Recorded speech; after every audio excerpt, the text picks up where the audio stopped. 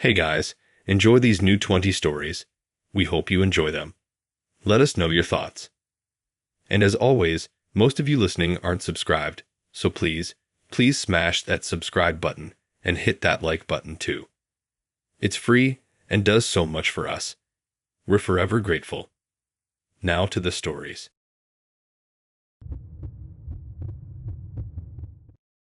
It was supposed to be a simple dinner, just me, Annabelle, and some good food at a trendy little spot downtown. The kind of place where the lighting's just dim enough to be romantic, and the music's soft enough that you can actually have a conversation. I'd been talking to Annabelle for a few weeks, and she seemed cool, funny, and like she had her life together. We hit it off pretty quickly online, and when she suggested meeting up, I figured why not? A nice, low-pressure dinner to see if the vibe would translate in person. I got there first, grabbed a table, and waited for her to show up. I was a little nervous, but nothing major. First dates can be awkward, right? So I just pulled out my phone to kill time. The place wasn't too crowded, and the waitstaff was nice, so I felt like I was in a pretty good spot. Then Annabelle walked in, and all those little nerves I had before gone. She was gorgeous. Seriously, you see a lot of attractive people, but there's something about her smile that just lit up the room.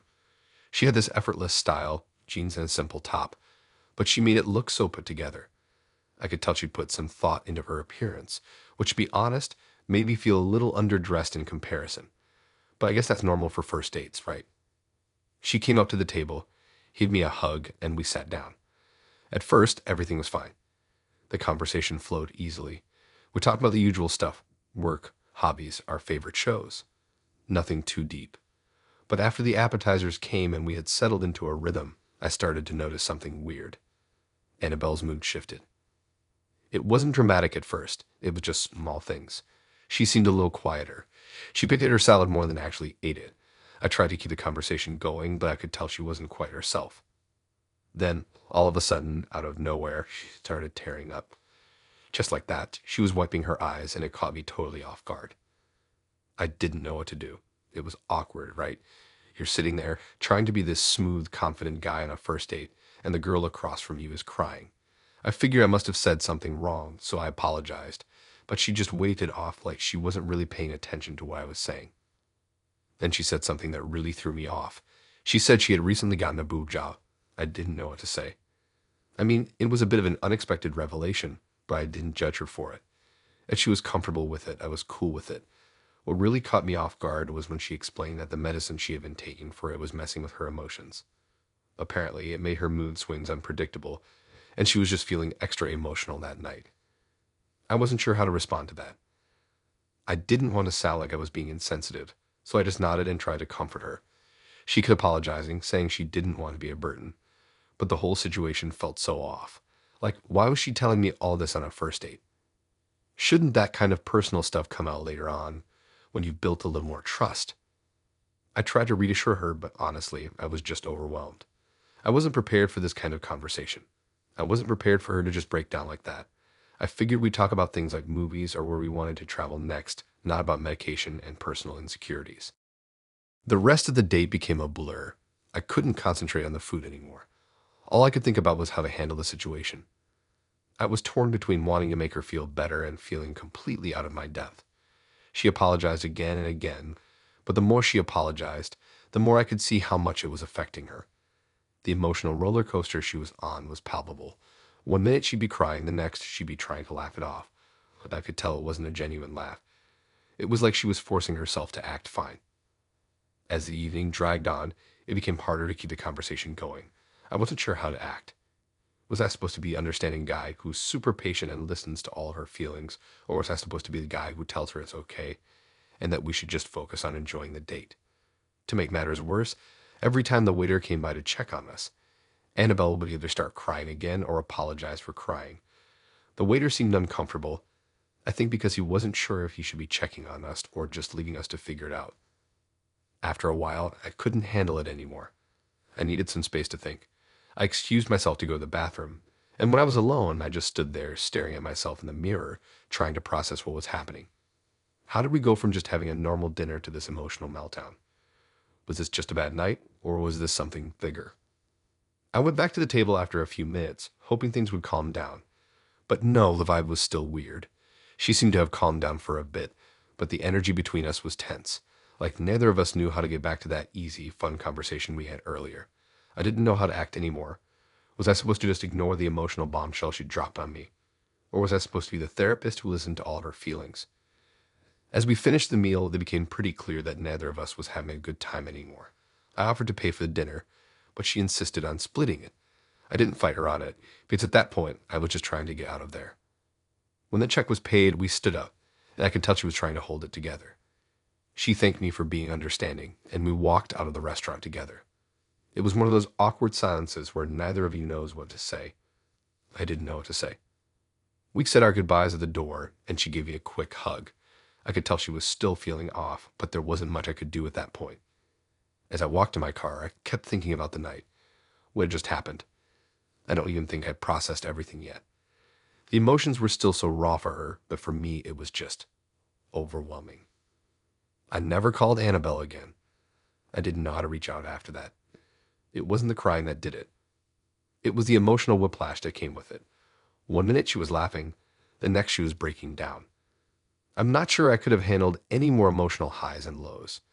Maybe it was just too much too soon. Whatever it was, that first date ended up being the last.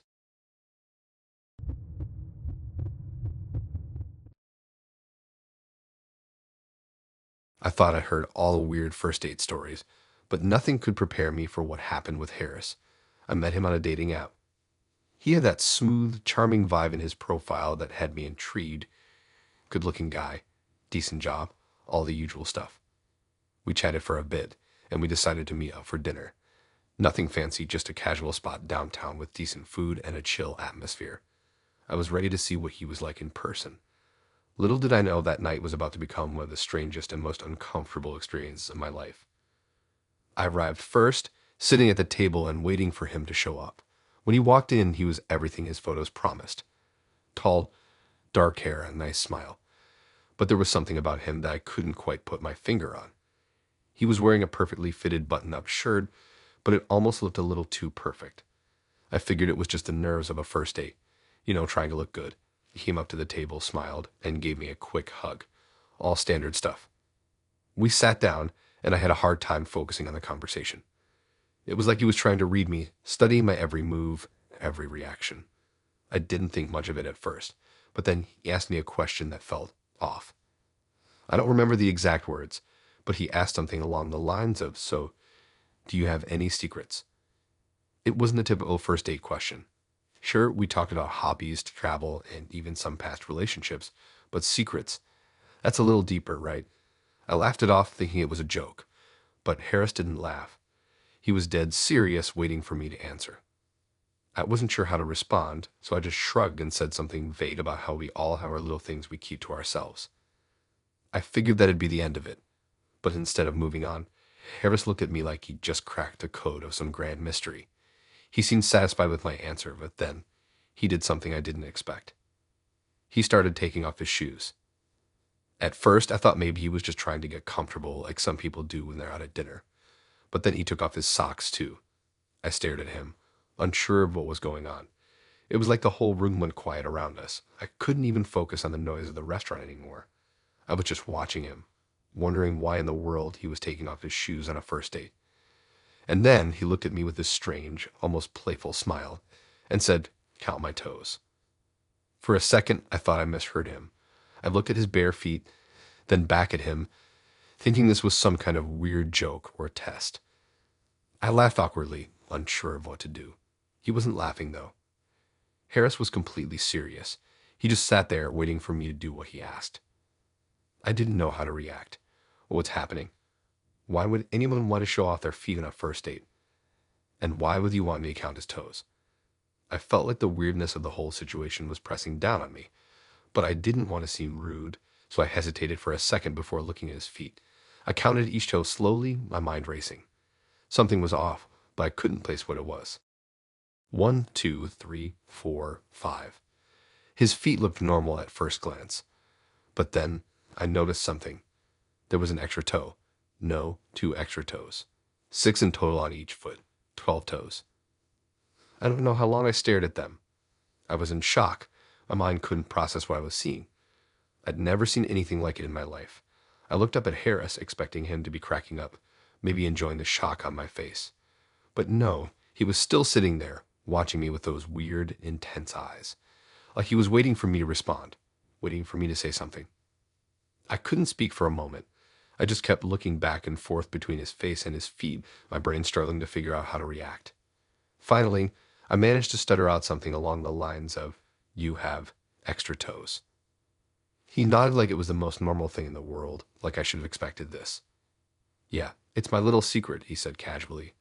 There was no hint of embarrassment or awkwardness in his voice. He was proud of it, proud of something that to me was beyond strange.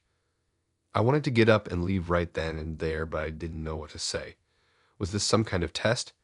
Was I supposed to be impressed or fascinated by his extra toes? I had no clue how to react. So I did what I thought was the best thing. I made an excuse to go to the bathroom. I was in there for a while, just pacing and trying to figure out what to do. Part of me was telling me to just leave, to call it a night and get out of there before this day got any weirder. But I couldn't just leave him there, could I? What would I even say? "Hey, I can't deal with the 12 toes, I'm out." That seemed insane. Eventually, I went back to the table, and Harris didn't seem fazed at all. In fact, he was smiling, like he'd been waiting for me to come back and finish whatever bizarre thing we were doing. But I couldn't do it. I just couldn't keep pretending everything was normal. So I looked at him one last time and said, "I think I'm gonna call it a night." His face dropped just a little. Not in disappointment, but more like he knew it was coming.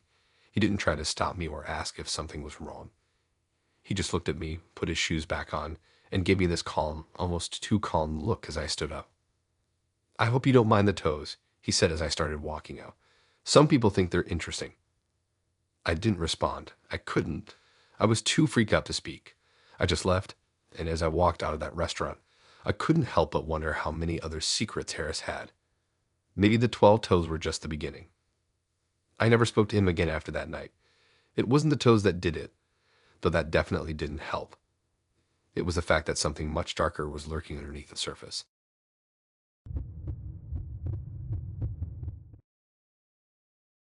I'll never forget the worst first date I've ever been on.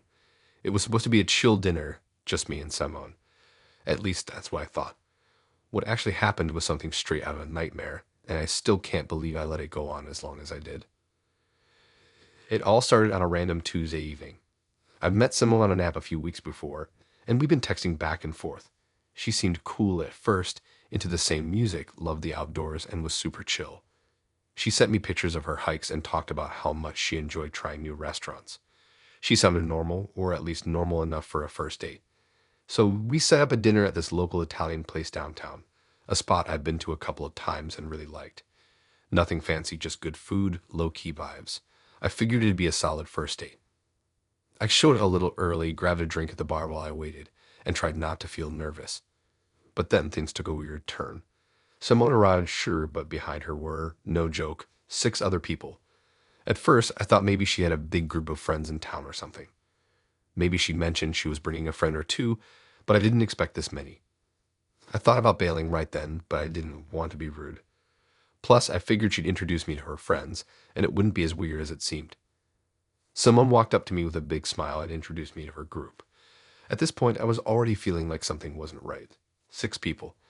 That's not even a group of friends, that's an entire posse. They were all women, and they were all loud. I'm talking over each other, making jokes and talking about their day while I just stood there, trying to figure out what the heck was going on. Simone gave me a hug and then proceeded to introduce me to everyone, but it was more like a formality than an actual introduction. No one really paid attention to me. They were too busy with their own chatter, like I wasn't even there. Then they all plopped down at the table around me. I had barely enough space to move without bumping into one of them. So now I'm sitting at a table meant for 4, with 7 people, and awkwardly trying to hold onto the conversation with Simone. But the group, they're doing their own thing, making jokes and talking about who's dating who, who's sleeping with who, and just not caring at all about me. I'm trying not to let it get to me, but it's starting to feel like I'm invisible. When the waiter came over to take drink orders, someone casually says, "Oh, we'll all have wine. Lots of wine." That's when the unease started creeping in. I mean, okay, sure, ordering wine is normal, but lots of wine was something else. They weren't asking me if I wanted anything either. It was like I wasn't even part of the group. and then the food came. I had ordered a simple pasta dish, but when the food came, it wasn't just my meal that arrived. Plates of antipasti, pizzas, salads, and even more pasta kept showing up for everyone at the table. My meal was just one dish in a sea of food. At first, I thought they were just being generous. But then, as the waiter was bringing in more stuff, it became clear. This wasn't a dinner for two anymore. This was an all-you-can-eat buffet, and I was the one who was expected to pay for it. By the time I started to realize what was happening, it was too late. They were already digging in, laughing, and talking about random stuff like nothing was out of the ordinary. But I couldn't ignore the fact that every time I looked at Simone, she was watching me like waiting for something to happen. That's when it hit me. They expected me to pick up the bill for all this. I mean, it was one thing to bring a ton of friends, but the fact that they'd ordered so much food, way more than any normal person would order, was starting to seem intentional. I wasn't even sure how to respond. I didn't want to make a scene right then, so I kept trying to act cool, but inside I was freaking out. The food kept coming, and no one seemed to care that I was now in a position where I was expected to pay for a table full of meals that I didn't even order.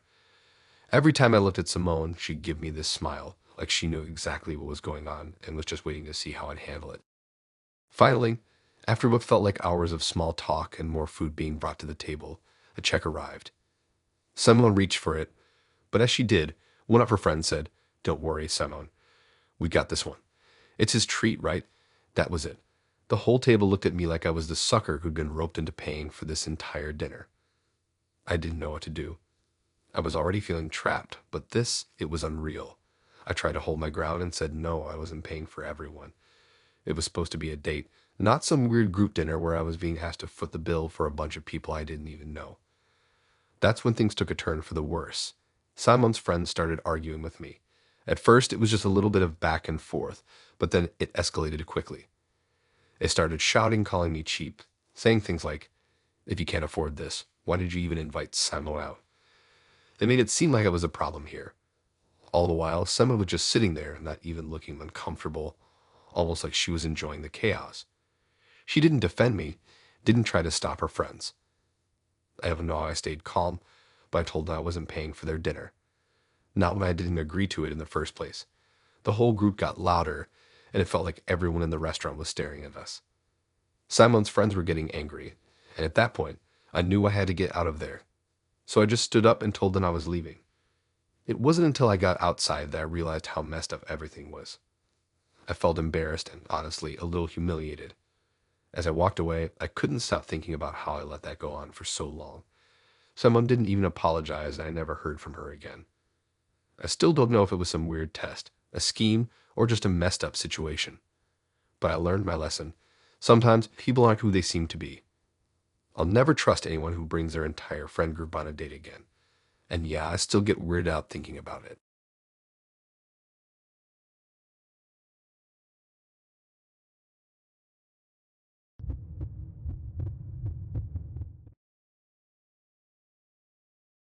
I met Boris through a dating app.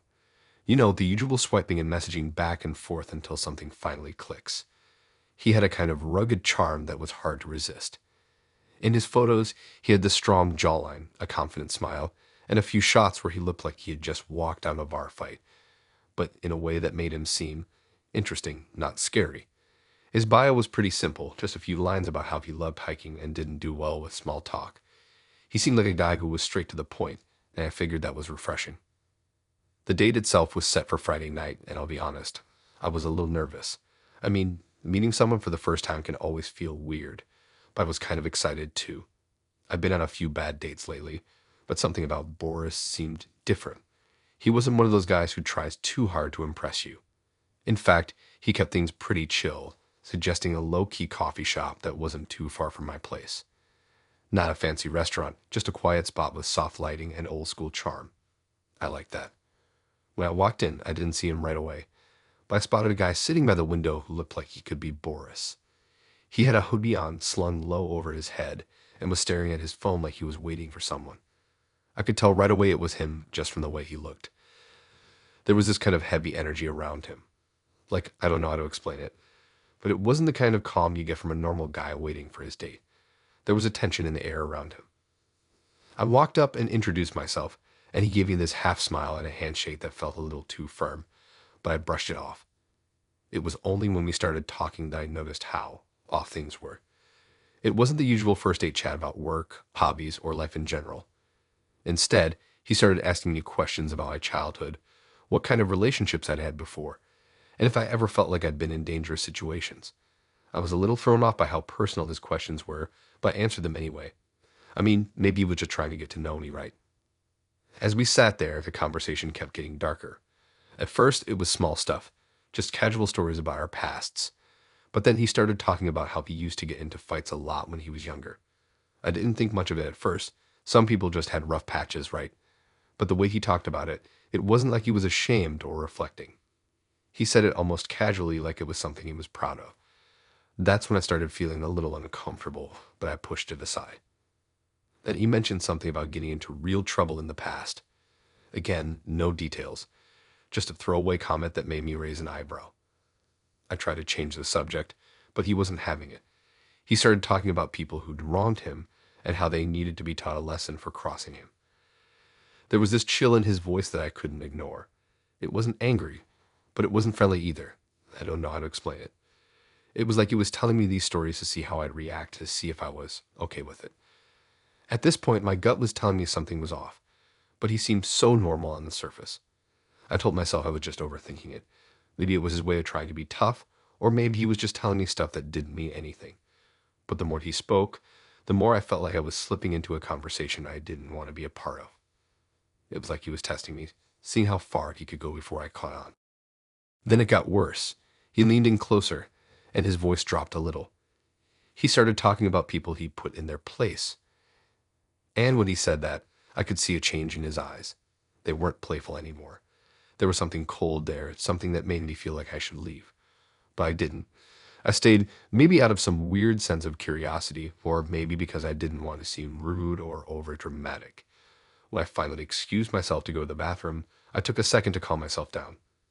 I tried to shake off the weird vibe I was getting, but the truth was I couldn't. Something about Boris didn't sit right with me. I looked at myself in the bathroom mirror and thought about leaving. I really did.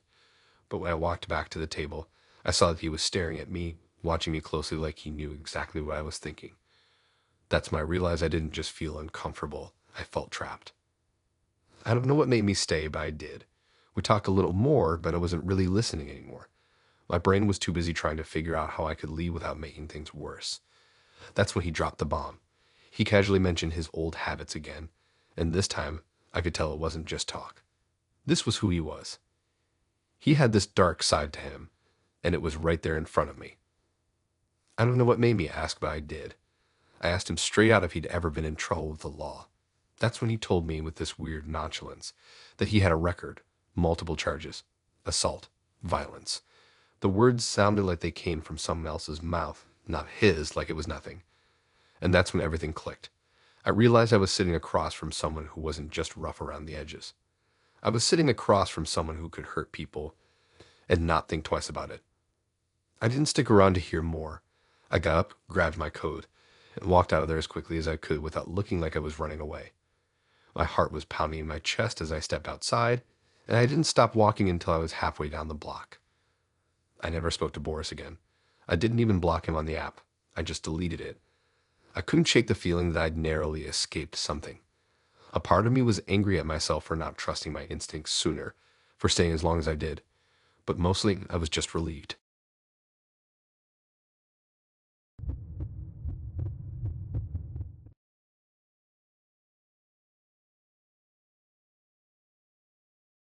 I'll never forget the night I met Ashley. It's one of those memories that sticks with you like a ghost you can't shake, even when you try. I'm still not sure if I should have gone through with it or if I should have turned around when I had the chance. But I didn't. And now, every time I'm about to go out on a date, I think about her that night and I swear I'd never want to go through something like that again. It all started pretty normal. I'd met Ashley on a dating app a few weeks back. She seemed chill at first, a little quirky, but nothing that screamed red flag or danger. We chatted about random stuff, our favorite food spots, music, travel plans. Typical first date material. Then she dropped the bomb that she was mass femme, and that she was exploring the idea of dominating a guy just to see what it felt like. It sounded weird at first, but honestly, I was intrigued. I mean, People have their own preferences, right? It wasn't a deal breaker, and I didn't think much of it until I saw her. I showed her at the bar, which was this dimly lit, almost too trendy spot that served overpriced cocktails in mason jars. The kind of place that had one of those vintage neon signs in the window. I walked in, glanced around, and almost didn't recognize her at first. Ashley was standing by the bar, but she wasn't dressed like anyone I'd ever imagined. She was wearing a sharp, oversized man's suit, navy blue with thin pinstripes. Her hair was cropped short, kind of messy in a cool way. She looked confident, maybe a little intimidating. I mean, it wasn't like I was scared of her, but there was something about the way she carried herself that made me feel like I should be paying attention. I walked up to her and we exchanged the usual pleasantries. She gave me a handshake, not the kind of soft one you expect from a girl, but firm, like she was in control. She smiled at me, and there was something in her eyes that made me wonder if she was already sizing me up. The whole vibe was off, but at the same time, it was kind of magnetic. She wasn't what I was expecting, but that didn't mean it was a bad thing. Still, I felt this subtle tension building in the air. We grabbed drinks. Me, a beer. Her, a gin and tonic, no ice. She told me she liked her drinks like she liked her relationships.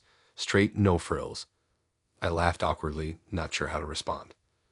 Then we found a corner booth, the kind with the high back that made it feel more private, almost like a little hideaway from the rest of the bar. We sat down, and the conversation started off normal enough.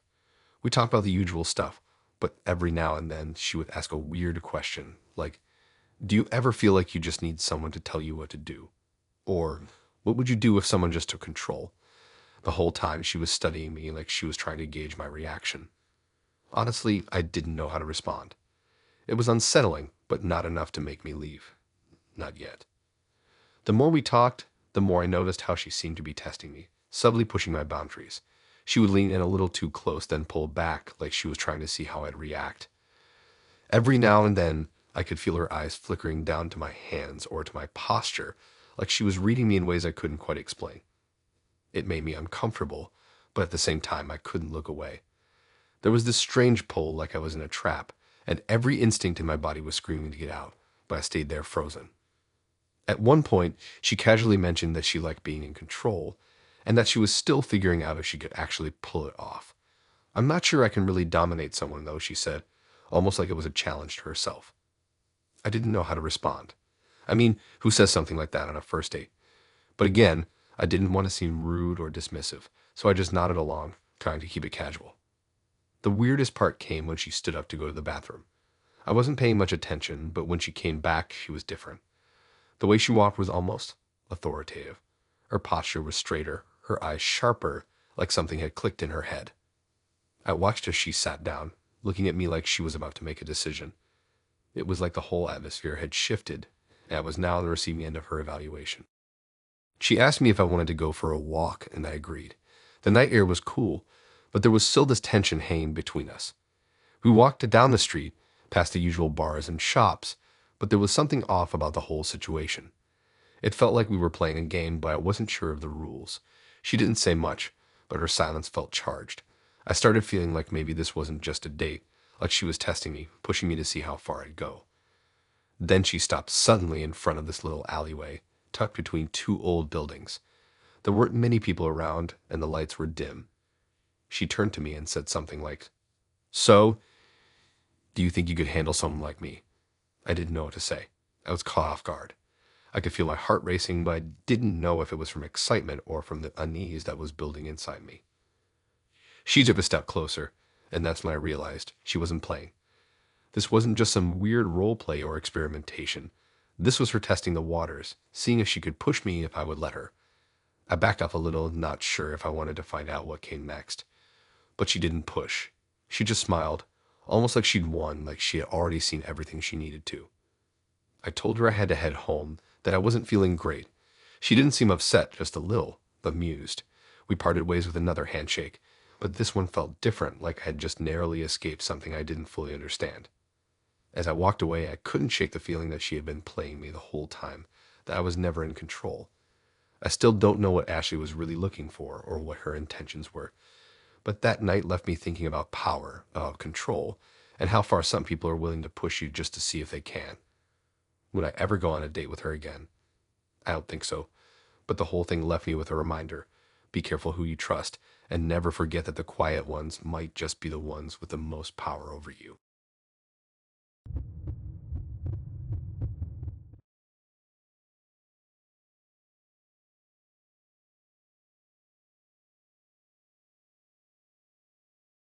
The whole situation still messes with my head.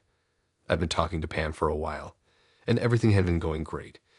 We met at this quiet little bar, grabbed some drinks, and the conversation flowed super easily. I was starting to think she might actually be someone I could get to know better. She was attractive, smart, funny, the whole package. We had a good time, no awkward silences or weird moments. It was just two people enjoying each other's company, and it felt like one of those perfect first dates that you read about in books or see in movies. I honestly didn't think much of it when she mentioned she lived nearby and maybe I could come over after, just to hang out a bit more. We were both having a good time, so the idea of continuing the evening seemed normal enough. I don't know why, but something felt off as soon as I pulled up to her house. It was a small, cozy place, nothing extravagant. The lights were on, and I could see her standing by the door waving me in, looking as cute as ever. I figured it was just my nerves from the whole first date thing, but I didn't think twice about it. After all, it was a casual invite, and I wasn't trying to overthink it. I walked inside, and things didn't seem too different from what I expected. Pam had this nice, welcoming vibe to her. Her living room was decorated with some soft lighting, and it looked like she took care of the place. Nothing too fancy, just comfortable. But there was something I didn't expect: the kids. At first, I didn't even notice them. They were tucked away in the back of the living room, playing with toys or watching TV. I thought I saw a flash of movement, but I figured it was just her nephew or something. She didn't mention kids, so it didn't click right away. But then she said something that made me freeze for a second. "You'll meet my kids in a minute," she said, walking past me to the kitchen. I just stood there for a second, trying to process what she said. I didn't even know she had kids. We'd talk about everything from travel to our favorite movies, but nothing about children came up. I felt weirdly uncomfortable now, but I tried to brush it off, thinking maybe it wasn't as big of a deal as I was making it out to be. After all, they were just kids, right? Pam came back into the living room with a drink in her hand, and I saw her two kids standing behind her, looking at me with wide eyes. One of them was a little girl, probably around 5 or 6, and the other was a boy who looked to be about 8. The little girl was clutching a stuffed bear, and the boy looked at me like I was some kind of stranger, which, well, I guess I was. They both looked cute enough, but the whole situation just felt a bit off. Pam seemed to read the change in my expression because she quickly started explaining. "Oh, they're just staying with me for the weekend. Their dad's out of town." I didn't know how to respond to that. Sure, I had no problem with kids, but this wasn't what I had expected after what had seemed like a casual, fun date. The mood was completely different now. It felt like I had walked into something I wasn't prepared for. I wasn't sure if I was supposed to stay or leave, but I didn't want to be rude. So I just nodded along as Pam continued to tell me about her kids, their dad, and how she was juggling work and motherhood. I tried to act normal, but I could feel my pulse quickening. I didn't even know Pam that well. And now I was in her house with her kids, who I didn't even know existed before now. It just wasn't sitting right with me. The kids were staring at me like I was some kind of alien, and I didn't know how to engage with them. I didn't even know what they expected from me. Should I say something? Should I just ignore them? What was I supposed to do in this situation? Pam must have noticed I was getting uncomfortable because she asked if I wanted to hang out in the backyard or go out to grab some food, trying to ease the tension. I figured it'd be better to leave and just call it a night, but she insisted it'd be fine if I stayed, saying we could hang out while the kids were playing or getting ready for bed. That's when things started to get even weirder. Her son, the older one, came up to me with this strange look on his face like he was studying me. I didn't know if he was just being a kid or if he was being protective, but it felt unsettling. The way he was watching me made me feel like I was intruding, like I didn't belong there, but I didn't want to make things awkward, so I just tried to smile and play along. Pam went upstairs for a moment to check on something, and I was left sitting in the living room with her kids. They started asking me questions, which was fine, but then the little girl suddenly blurted out something that made my stomach twist. "Are you going to marry my mommy?" she asked, not in an innocent way, but like she was trying to figure me out. I froze. It wasn't something I expected to hear from a kid, and it hit me like a ton of bricks. What the hell was I doing here? Why was I sitting in a living room with two kids I barely knew after one date? And why was she asking about marriage?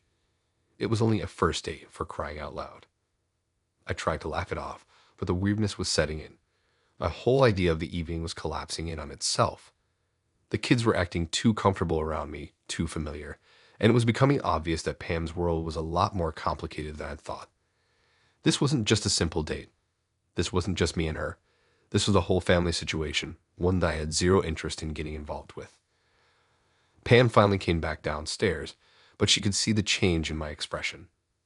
I don't know if she was trying to make it better or if she was just trying to salvage the night, but I could feel that it wasn't going to work.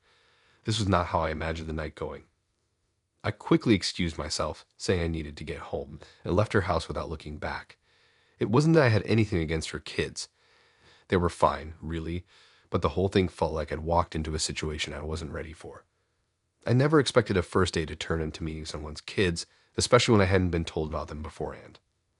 As I drove home, I had just stumbled into something completely off track. I felt like I had dodged a bullet, but at the same time, I couldn't help but wonder if I was being too quick to judge. Either way, I knew I wasn't going back for round 2. The whole situation just left me feeling confused and more than a little creeped out.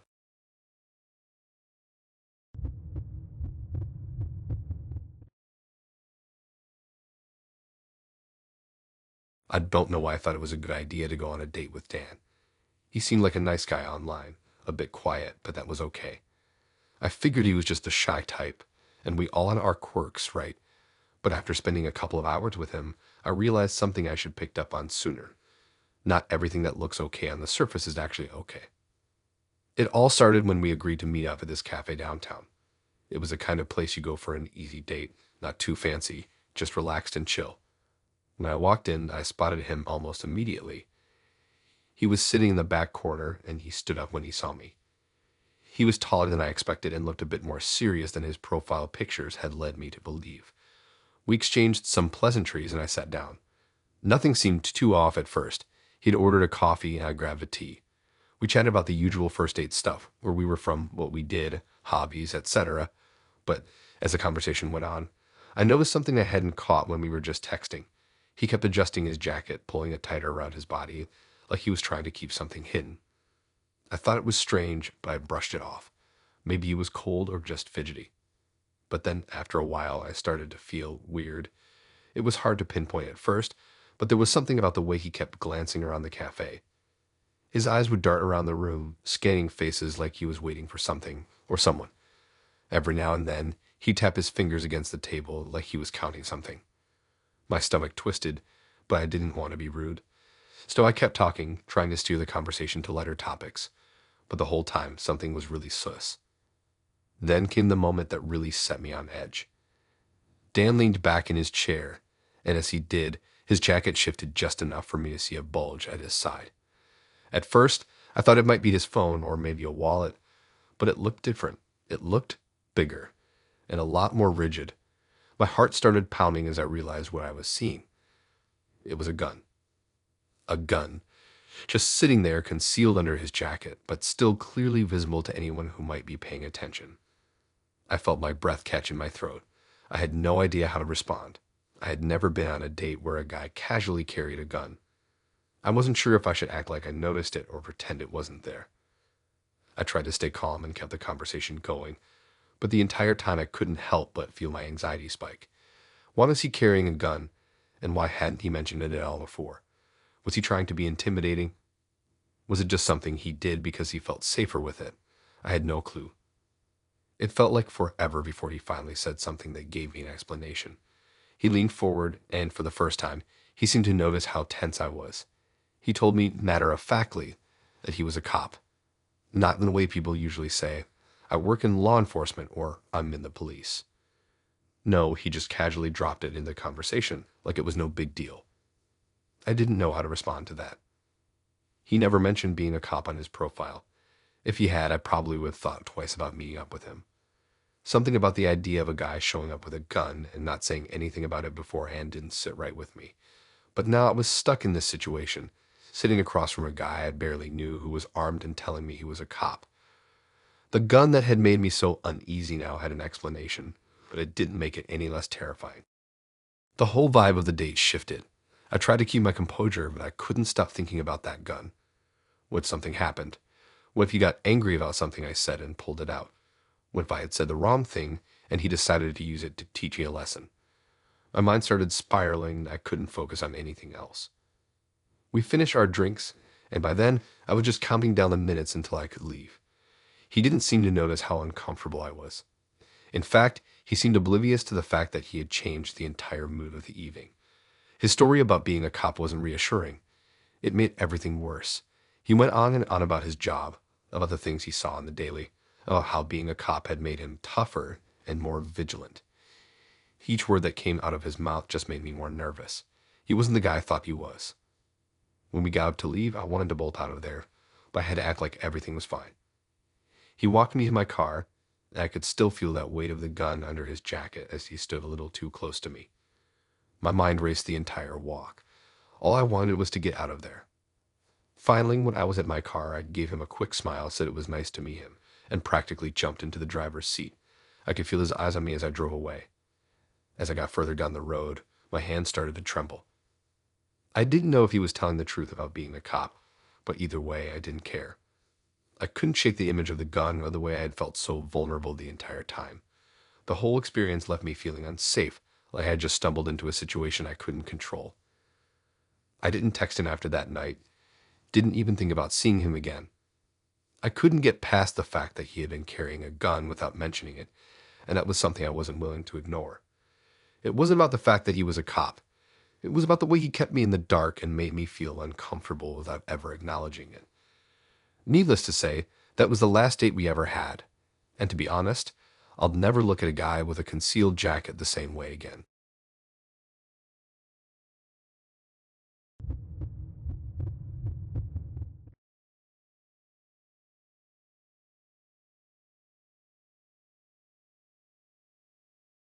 It was supposed to be a simple date, one of those low-key meetups where you grab a drink, get to know someone, and maybe plan for a second date if it goes well. But by the end of the night, I was genuinely questioning my life choices and my ability to read people. This was not what I expected when I matched with Elsie on that dating app. The thing is, Elsie seemed like the kind of girl who was quirky in a fun, charming way. Her profile picture had her in a cozy sweater with a cat snuggled up next to her, and she mentioned how much she loved animals. I'm a dog person myself, but I thought, hey, why not? She seems cool. So we set up a date at this little cafe downtown. It was quiet, had a relaxed vibe, and most importantly, it was a place where we could talk without feeling rushed or pressured by a loud crowd. When I got there, I spotted her right away. She was sitting at a table near the back, looking at her phone. She was dressed in a casual but cute outfit, a loose cardigan, a simple shirt, and jeans. All normal so far. But then I noticed something odd.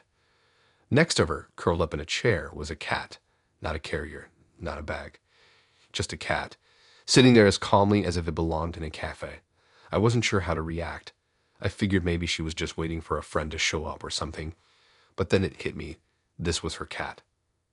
I approached the table and smiled, feeling a little weird but doing my best to keep it together. Elsie looked up, beamed at me, and waved me over. I sat down, and she introduced me to her cat, Milo, a fluffy gray ball of fur. I'll admit, the cat was cute, and Elsie seemed super attached to it. The first few minutes went fine. We talked about our jobs, our interests, and what we were looking for in a relationship. I kept glancing at Milo, though, because the cat seemed to be looking at me like it was sizing me up. It made me feel a little uncomfortable. Cats are weird sometimes, right? They can be cool and calm one minute and then freak out the next. But the weirdness really kicked in when Elsie pulled out a small brush from her bag. At first, I thought she was just going to brush Milo's fur or maybe give him a little pet. But no, she didn't just brush the cat. She started licking him. Like full-on slow licking like she was cleaning him. I blinked a couple of times, trying to figure out if I had somehow misunderstood what was happening. Was she just petting him in an odd way? But no, she was licking him. My stomach dropped. I didn't know what to do. I looked around, hoping someone would walk by or maybe the cat would jump off the chair, but nope. There we were in this tiny cafe with Elsie licking her cat like it was the most normal thing in the world. I tried to focus on something else, like the coffee we had just ordered or the small plants on the windowsill, but my mind kept coming back to the sight in front of me. Was this a joke? Was this some kind of weird test? Could it be some sort of performance art I wasn't getting? I mean, how could anyone do this without thinking it was, at the very least, a little strange? But Elsie didn't seem fazed. She continued licking the cat, gently brushing its fur with her tongue, completely unbothered by my obvious discomfort. The cat didn't seem to mind, though. Milo was just chilling there, probably used to this bizarre behavior. Maybe it was normal for them? Who knows? All I could think about was how badly I needed to leave. I shifted in my seat, trying to hide my growing unease. I asked about her day, anything really to get her to stop. She smiled and answered, but still she didn't stop licking her cat. She did say something about how it was a bonding ritual, something she'd always done to keep Milo's coat healthy. I wasn't sure if I should call her out on it or just let it go. My gut was screaming at me to leave, but I kept telling myself to hold it together. I didn't want to be rude or act like I was judging her. But this was next level weird, even by my standards. And let me tell you, I've had my share of weird dates. The rest of the time was a blur. Elsie kept talking, telling me more about her life and her love for animals, but I was too distracted by the image of her licking her cat to focus on anything she was saying. My mind kept racing. How could this be real? Was I the crazy one for finding this odd?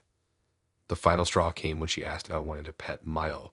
Without thinking, I said, sure, trying to act normal. But as I reached out to touch the cat, she stopped me, saying that Milo needed some private time to rest. I just nodded, desperate for the date to end. I couldn't handle this anymore.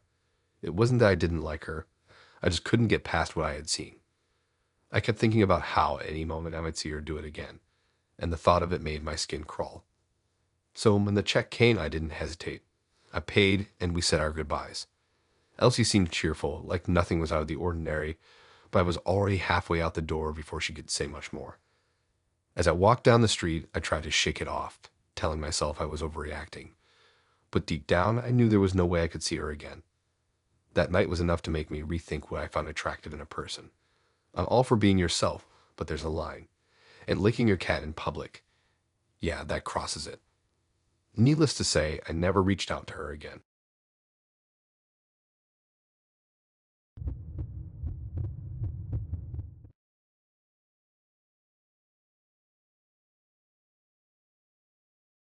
I'll be honest with you. I don't think I'll ever trust my instincts the same way again after what happened on my date with Aaron. I had met him online, and honestly, he seemed like a normal guy at first. We messaged for a few days, and the conversations flowed pretty easily. He was funny, cute, and seemed down to earth. There was something about him that I found charming, and after a bit, I agreed to meet out for dinner. We decided to go to a cozy little Italian restaurant downtown. It had a great vibe, warm lighting, a small crowd, and a menu full of amazing-looking dishes. It was one of those places where you feel comfortable instantly, like you're in the middle of an old movie. Aaron was already there when I arrived. He stood up as soon as he saw me, and we exchanged pleasantries before sitting down. For the first hour or so, everything was great. We talked about work, our favorite hobbies, and funny childhood memories. Nothing seemed off. But then, about halfway through the meal, Aaron suddenly got a bit different. It wasn't anything big at first, just a small comment that threw me off a little. He mentioned how he loved being dominated in relationships. I thought it was just one of those random things people throw out when they're trying to seem edgy or cool. I figured it was one of those let's see if I can shock you moments, but then he said it again, more seriously this time. That's when I felt my stomach drop. It's not like I was judging him or anything. Everyone has their preferences, right? But the way he said it made me feel uneasy. I tried to brush it off, thinking it was just him being a little quirky, but then he did something that completely changed everything. Without any warning, he suddenly dropped to the floor, right in the middle of our dinner. He didn't say a word. He just kneeled down, put his hands on the ground, and then started barking. Yeah, you read that right. Barking. I froze. I honestly didn't know what to do. I thought maybe he was joking at first, but as he kept doing it, I realized it wasn't a joke. I just sat there staring at him, my mind racing. Was this a weird power play? Was he testing my boundaries? Was he just crazy? I didn't know, but I knew I needed to get out of there. At this point, I tried to remain calm. I told myself I should just be polite, maybe make an excuse and leave, but I couldn't bring myself to say anything.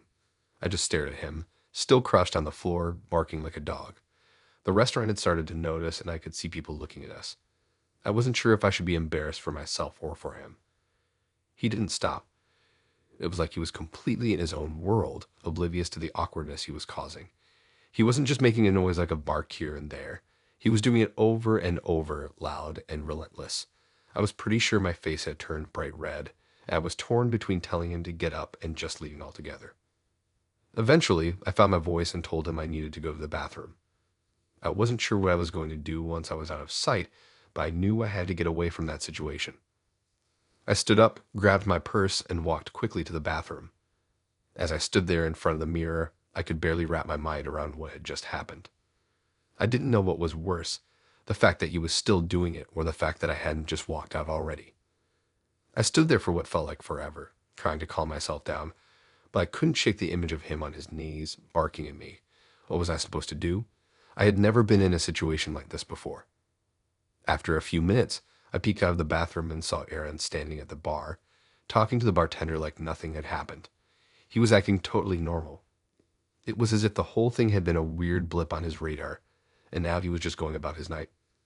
I thought about confronting him, but the truth was I didn't even know what I would say. "Hey, are you okay?" Didn't seem like the right question after what I had just witnessed. I knew I couldn't stay. I was too uncomfortable to continue the date, and I couldn't even look at him without feeling a mix of confusion and unease. I walked out of the bathroom, grabbed my coat, and made my way to the door. I didn't even turn around to see if he was watching me. I just needed to leave. Once outside, I stood there for a moment, taking a deep breath. I wasn't sure if I was overreacting, but I just felt like I had been put in an incredibly weird and uncomfortable position. It wasn't just that he had done something odd. It was that he didn't seem to care about how it made me feel. I didn't text him after that. I didn't even look back. I'm sure he probably texted me later, trying to explain it or apologized, but I didn't want to hear any of it. It felt wrong, like he wasn't even trying to understand why it had been so strange. He just wanted me to accept it, and I wasn't ready to do that. The next day, I had a message from him. He said that he'd hoped I'd enjoyed our night, and that he felt really comfortable around me. He even said that if I was interested, we'd do it again sometime, and he'd show me more of his interests. I blocked him right away. I couldn't understand how someone could think that was okay. I didn't need any more explanations. Looking back, I wish I'd left sooner. It wasn't just about the weirdness of the situation. It was the realization that I should have trusted my gut earlier. It's a little terrifying to think about how easily he could have manipulated the situation if I had stayed longer. You never really know who someone is until they show you, and sometimes they show you in ways that leave you questioning everything.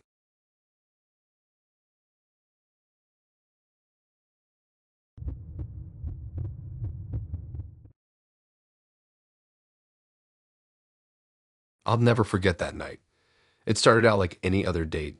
Dinner, some drinks, the usual. Samantha and I met on a dating app a few weeks before, and we had a good few conversations. She seemed fun, cool, and not the type to play games. At least that's what I thought. We met at a bar downtown, a place with a cozy vibe and good music. Samantha was exactly as I expected, attractive with dark hair that framed her face just right and a smile that seemed to light up the room. We hit it off almost immediately. We talked about everything from childhood memories to the latest shows we were watching. There were no awkward pauses, no weird silences. We both laughed a lot, which made me feel more comfortable. Honestly, I wasn't expecting anything out of the ordinary. Just a nice evening with someone new, maybe even a connection. After a couple of drinks, the conversation turned to our phones. We talked about random apps, and I jokingly mentioned that I was trying to cut down on screen time.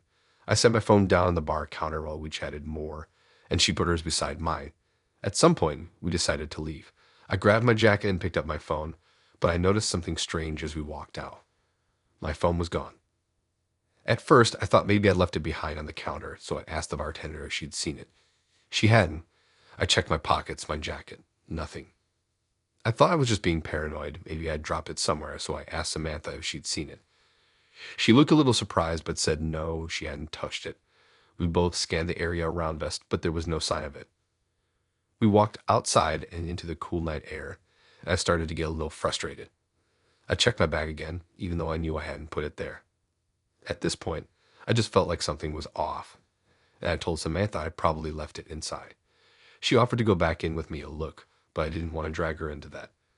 So I said I'd be fine and told her to head home. She offered to call me a cab, but I wasn't about to ask her to do that. I could handle it. We said our goodbyes, and I left a little annoyed, but not too upset yet. I went back inside, retraced my steps, and asked around. No one had seen my phone, not even the bartender or the bouncer. I started to feel stupid, but I couldn't figure out what had happened. I made the decision to call it a night, walking back toward my apartment. My mind was racing, but I told myself I was overreacting. After all, it was just a phone. I could replace it. But as I walked, I checked my iCloud to see if my phone was still online, just in case it got left in an Uber or dropped somewhere. And that's when things got really weird. I opened the location tracker, and it was still showing that my phone was nearby. It didn't make sense. I thought it might be a glitch at first, but when I saw it moving, I realized it wasn't a glitch at all. The location showed that my phone was on the move, heading east. I knew the area pretty well, and it wasn't far from Samantha's place. I froze. It couldn't be. My mind raced with possibilities, but deep down I knew. I knew exactly where it was heading. I tried to convince myself I was just being paranoid, but I couldn't ignore what the map was telling me. It was definitely moving, and it was definitely going in her direction. I decided to go for it. I had to see for myself. I started walking faster, keeping my phone open on the map. The location kept moving, but I was catching up. With each step, I felt more and more like something was off. I couldn't explain it, but the idea that my phone was at her place, like she was moving it around, didn't sit right with me. I tried calling her, but she didn't answer. I left a message telling her that I was heading in her direction to see if she had somehow picked it up by mistake. I reached her neighborhood about 20 minutes later. I didn't want to overthink it, but I felt the hair on the back of my neck stand up. Her street was quiet, the streetlights casting long shadows along the sidewalk. I checked the location again, and it was showing that I was very close to where my phone was. It was parked outside of a house, a place I recognized as hers. I stood there for a moment, staring at the address on my phone's map, before heading up to the front door. I had this feeling in my gut that I couldn't shake. My phone was in her house. That much I knew, but why hadn't she just told me? I knocked, and after a few seconds, she opened the door, looking surprised to see me standing there. I could see the flicker of uncertainty in her eyes when she saw my face, and I knew something was wrong. I asked if she had seen my phone. At first, she seemed genuinely confused, and I could almost believe her. But when I told her I was tracking it, that it was right there, her expression changed. She told me it must have been an accident. Maybe it slipped into her bag, or she had grabbed it by mistake when we were leaving the bar. She looked uncomfortable, but she kept repeating that it wasn't intentional. She didn't take it on purpose, she said. I didn't believe her. Something didn't add up, and I could tell she was nervous. I stayed calm and asked her if I could come in to check if the phone was in her place. She hesitated and stepped aside, letting me in. I walked into her living room, looking around, trying not to seem too obvious. There was no sign of the phone anywhere. Her place was neat, too neat. It was clean, almost sterile, as if she had tried to make it look more presentable. But I wasn't looking for a tidy living room. I was looking for my phone. I checked the usual spots: her couch, her coffee table, even the kitchen. I tried to keep my cool, but my gut was screaming. When I asked her one more time if she was sure she didn't have it, she gave me that same confused look. She swore she didn't have it, and I started to believe her less and less. After a few awkward moments, I told her I was going to go. She followed me to the door, and I couldn't help but feel like there was something off about the entire situation. But I didn't press her further. I left her place, and as soon as I stepped back outside, I checked my phone again. My phone's location was still active, but now it was somewhere else entirely. Not in her house. It was miles away. I stared at the map in disbelief. I never spoke to Samantha again after that night. I don't know what happened. I don't know if she took it or if someone else did. All I know is that when I got home and checked my phone again, it was gone. The location had been turned off. Maybe it's just me overthinking it. Maybe I'm just being paranoid. But the whole thing felt wrong, like I was part of something I wasn't supposed to be. And the worst part, I'm still not sure I ever got the truth.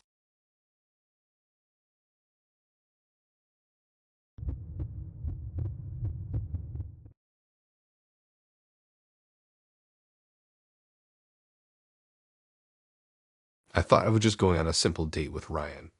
We'd met online, had a couple of decent conversations, and I was curious enough to meet in person. Nothing special, really. A casual meet-up, dinner at a small diner, just the basics. I wasn't expecting anything crazy, just a normal night out. But what happened afterward? Yeah, I wish I could forget it. It all started out fine. Ryan was pretty cute. Tall, dark hair, kind of mysterious in a don't try too hard way. We had good conversation, shared a couple of laughs, and just got along naturally. It wasn't one of those awkward first dates where you're just forcing the conversation, trying to fill the silence with random topics. It felt easy, like I was hanging out with a friend I'd known for ages. And I think he felt the same, because after dinner he offered to drive me home. I didn't think much of it, figuring I could use the ride to wind down a bit. The drive to my place was nice, nothing out of the ordinary. We talked about random stuff, plans for the weekend, music we liked, normal things. When we pulled up to my house, he parked in front and looked over at me like he was waiting for something.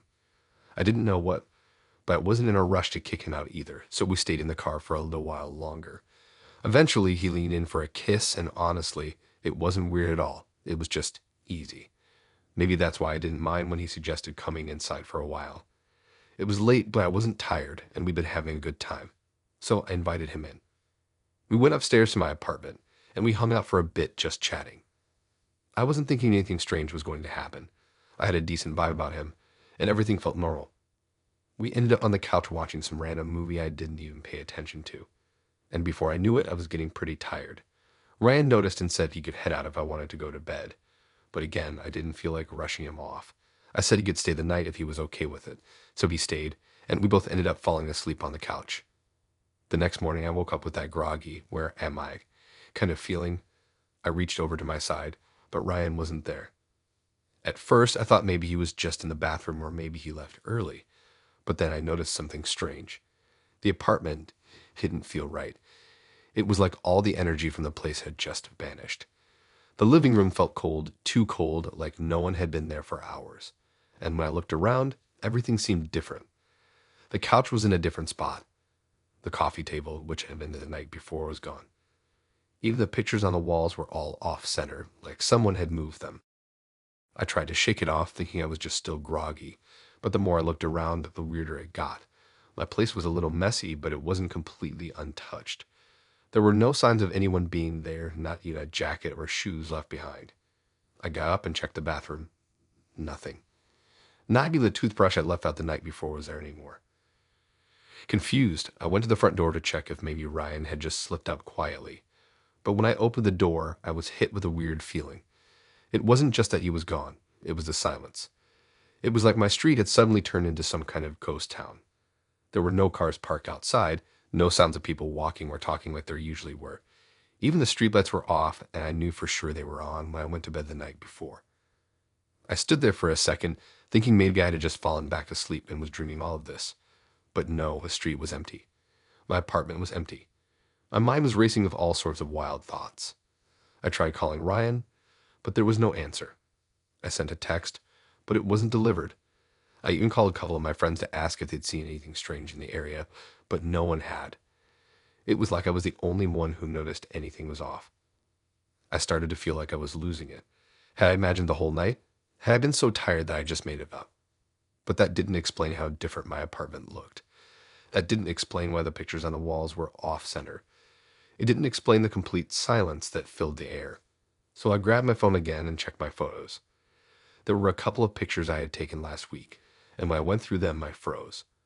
One of them was a shot of my living room, and it looked completely different from how it did the night before. The furniture was in a different arrangement. The coffee table that had been there just hours ago wasn't in the shot at all. Everything felt wrong. I started to feel that creeping unease, the kind of sensation that sinks into your stomach when you realize something isn't right, but you can't explain why. It wasn't just that Ryan had left. He was gone without a trace, but the house was too. It didn't even feel like I had lived there anymore. I grabbed my coat and walked out of the apartment, figuring I needed to clear my head and maybe go see someone. But when I stepped outside, the air felt different, colder, and when I looked back at the building where I lived, something caught my eye. There was something off about the building. The windows seemed too dark, like they hadn't been lit in years. I walked down to the street and looked around again. There were still no people, no cars, nothing. I was starting to feel like I was in a completely different version of the world. I kept trying to call Ryan, but still nothing. I ended up walking to the nearest coffee shop, hoping to find some sign of normalcy. I explained what happened to the barista, who just looked at me like I was crazy. He hadn't seen anyone around here lately. By the time I got back to my apartment, I was almost convinced I was losing my mind. Nothing made sense. I still don't know if what happened that night was real. I never heard from Ryan again. My apartment never looked the same. Sometimes I wonder if I was just part of some weird dream or glitch in the world, or if something else was at play that night. All I know is that I haven't been able to shake the feeling that whatever happened with Ryan, I'm never going to fully understand it. And honestly, maybe I'm better off not knowing.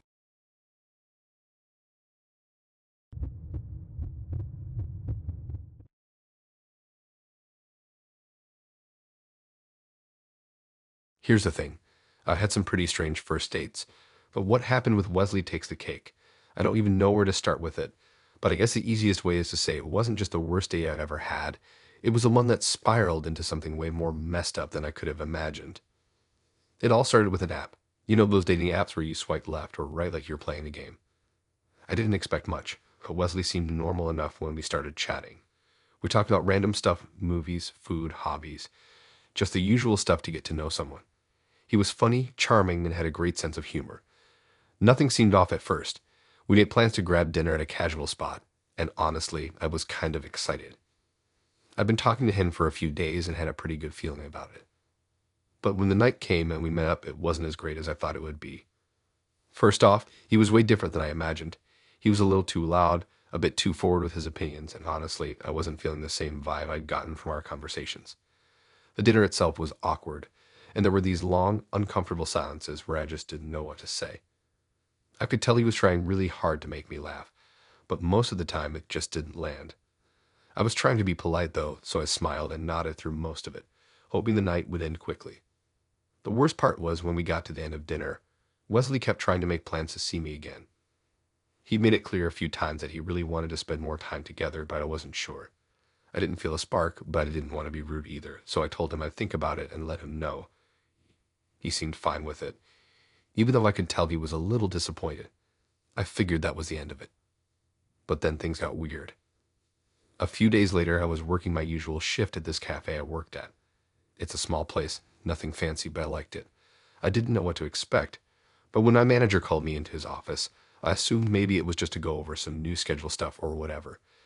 Instead, he sat me down and said something that honestly left me speechless. Apparently, someone had complained about my service.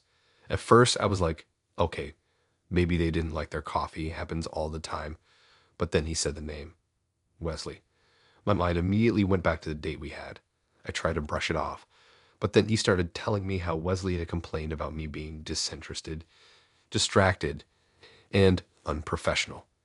He even went so far as to say that I was rude to him and that I wasn't giving him the attention he deserved. I couldn't believe it. I was shocked. I had tried my hardest to be polite and friendly, and I honestly didn't think anything had gone wrong. But Wesley had painted this whole picture of me being terrible at my job. It wasn't even about the food or the service. He said I was too busy flirting with other customers and didn't even bother to take care of him properly. I tried to defend myself, explaining how the night had gone and that we barely even interacted during the dinner. The manager didn't seem to care. It was a customer's word is final kind of situation, and in the end, I was told that it wasn't going to work out anymore. I was fired, just like that. It felt like a punch in the gut. I had worked at that cafe for almost a year, and just like that, it was all gone. Wesley didn't just ruin my night, he ruined my whole week. I was in shock for the rest of the day. How could he do something like that?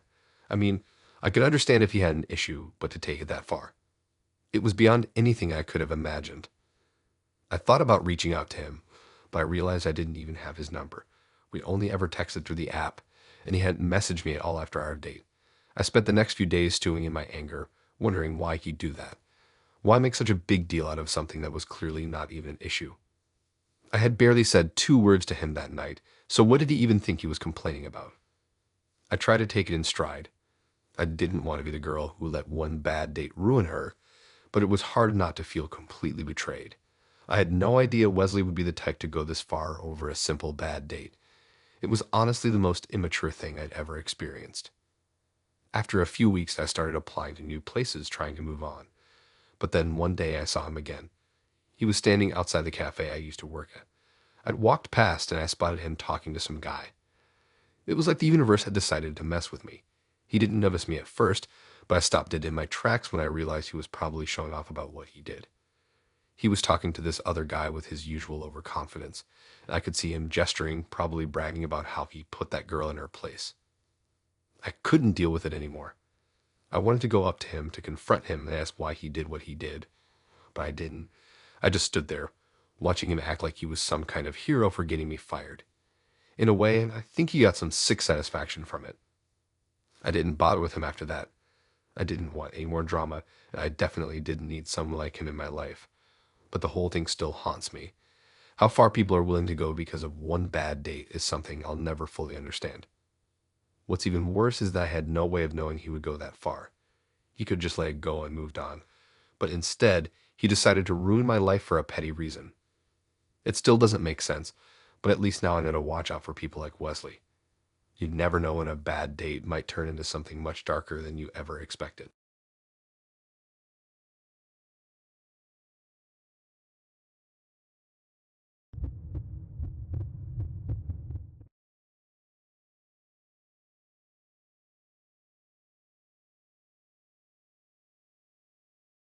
I've never had a date like the one with Dina.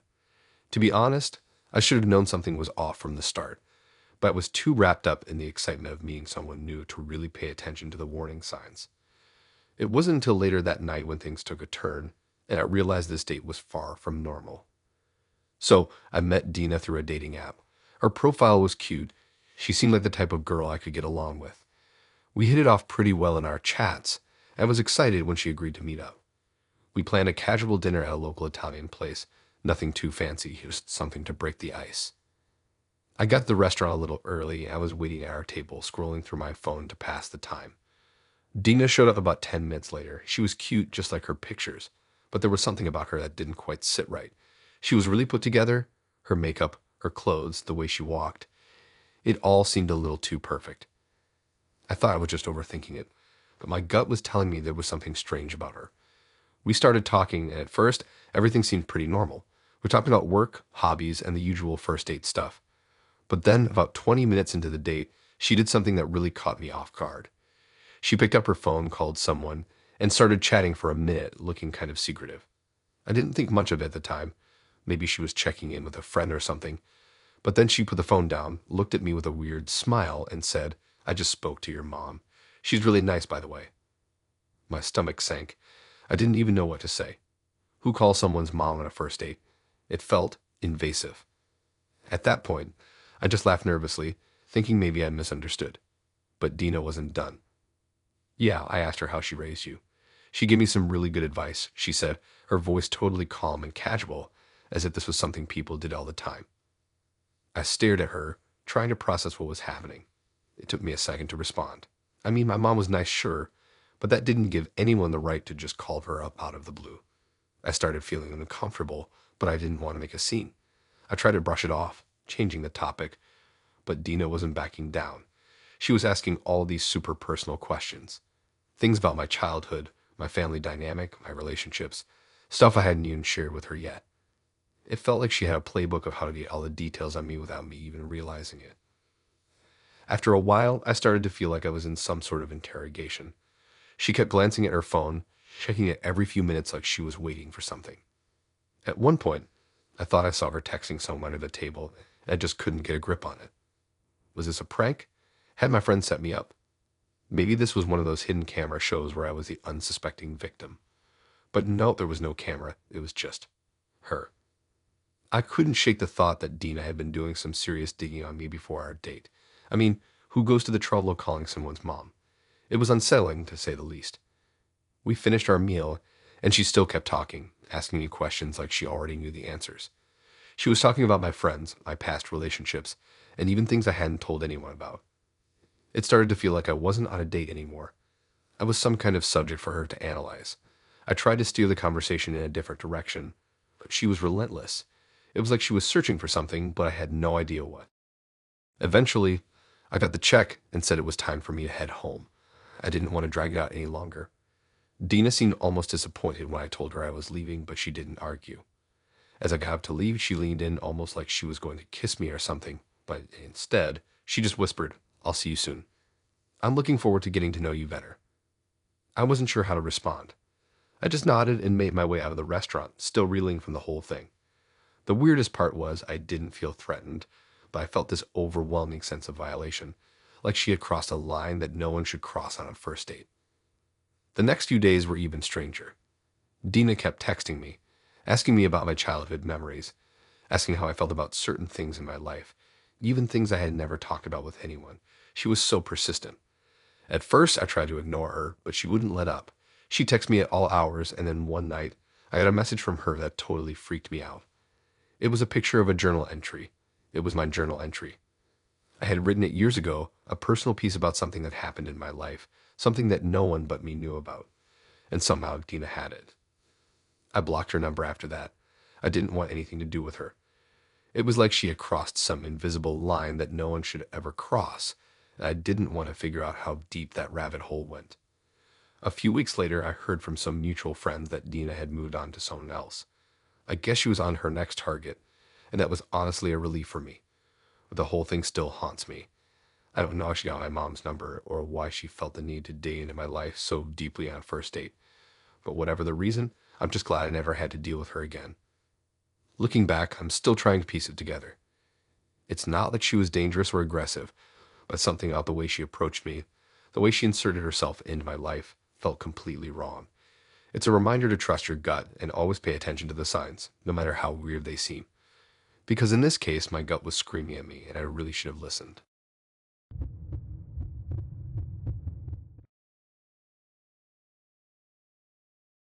I was pretty excited for this date. It wasn't anything too special, just a casual dinner at this cool little place downtown. We met through a dating app, and he seemed normal enough in our chats. His name was George, and he looked cute in his pictures, so I was thinking this might be a good time. But man, I did not expect things to go the way they did. The night started off like any other first date. I got to the restaurant, and I was immediately greeted by this guy who looked different than his pictures. He was wearing a nice jacket, but honestly, I didn't think anything of it. We sat down, and I was just happy to be out. It's always a bit weird at first, right? But then things took a turn. George was pretty quiet, like too quiet. I figured he was just shy or maybe nervous about the date, but it didn't take long for me to realize that something was off. It wasn't that he wasn't trying to talk, but he didn't really give much back when I asked questions. I kept asking him about work, his hobbies, the usual first date stuff, and he'd give these one-word answers or just nod. It was uncomfortable, to be honest. I kept thinking, maybe I'm just bad this whole conversation thing, but it was like pulling teeth to keep it going. Usually you can at least get a little back and forth, but this, it felt like I was talking to a brick wall. I started getting kind of annoyed, but I didn't want to be rude. So I kept pushing through, trying to fill the silence with stupid things like talking about what I had for lunch or how my day went. He just nodded along, barely even making eye contact. At some point, I just gave up. I started thinking, why am I even here? This was supposed to be fun, but it wasn't. I was practically carrying the conversation on my own, and that just felt off. And then it hit me. Something weird was going on. This guy was acting so strange. Like, I don't know, I'd never been on a date with someone who was so disconnected. As I sat there, still trying to make the best of it, I noticed people around us starting to recognize him. I wasn't sure why at first, but then I saw a couple of people whispering and giving him weird looks. I didn't want to assume anything. Maybe he was just one of those dudes who had a face people recognized from the neighborhood, right? But then the waitress came up to him and said something about a fan meetup later that night. I was confused, because I thought I'd be the one that would get excited about meeting someone famous, not the other way around. It wasn't until later, when he went to the bathroom, that I finally Googled him. Yep, you guessed it. George was some minor celebrity from a TV show that had been super popular a couple of years ago. Honestly, I'd never watched the show. It wasn't really my thing. But the moment I found out who he was, everything clicked into place. He wasn't just being shy or nervous. He was just completely checked out. This guy had the kind of fame that would make anyone a little distant or aloof, right? But I felt so dumb. Here I was still thinking we were on the same page, and he was just going through the motions of a date. He was probably used to all the attention he got from fans, and it was just some random girl on a date who didn't even know who he was. When he came back, I felt a little weird, like I had just stumbled upon some secret, but I didn't let on that I knew. I wasn't about to call him out on it, and I definitely wasn't going to embarrass myself by bringing it up. But after that, I just couldn't stop feeling like the whole thing was wrong. It wasn't just that he was famous. It was that he was so checked out, so unengaged, and honestly, just kind of rude. And do you know what the worst part was? He didn't even acknowledge it. No apology, no nothing. He was just completely passive, almost like he was too important for this date to matter. And here I was trying to act normal, pretending that I didn't just find out that I was on a date with someone who was probably more interested in his phone than in actually getting to know me. We finished our meal, and by that point, I was done. I had lost any kind of excitement I had earlier. He didn't even offer to pay for the bill, which is fine, but it just added to the whole "I'm too cool for this" vibe he was giving off. I ended up paying for myself, which I guess I could have gotten over if he'd actually been somewhat engaging during the meal. The weirdest part of the night, though, was when we left the restaurant. I figured we'd just say our goodbyes and I'd go home and forget about it, right? But no, he kept walking beside me, not saying much, and I just felt off. He had this kind of confidence that made him stand out, but it wasn't the good kind. It was the kind that made you feel like you were talking to someone who couldn't care less about your opinion. When we said goodbye, I figured it was over, and honestly, I was glad it was. I heard enough about his weirdness and I didn't need to have any more awkward silences. But then the strangest thing happened.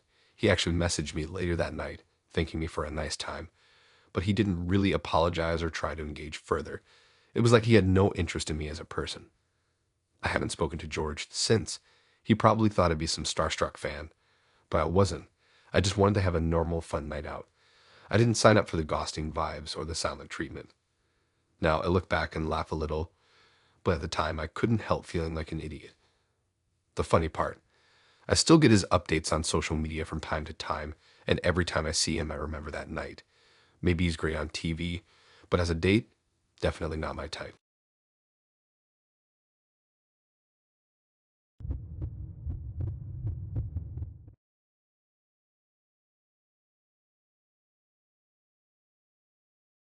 It was supposed to be just a simple first date, nothing too fancy. Dinner at a nice little Italian place down the street. I had met Anna through a mutual friend and figured why not give it a shot. She seemed cool enough in our messages, easy to talk to, so I was excited.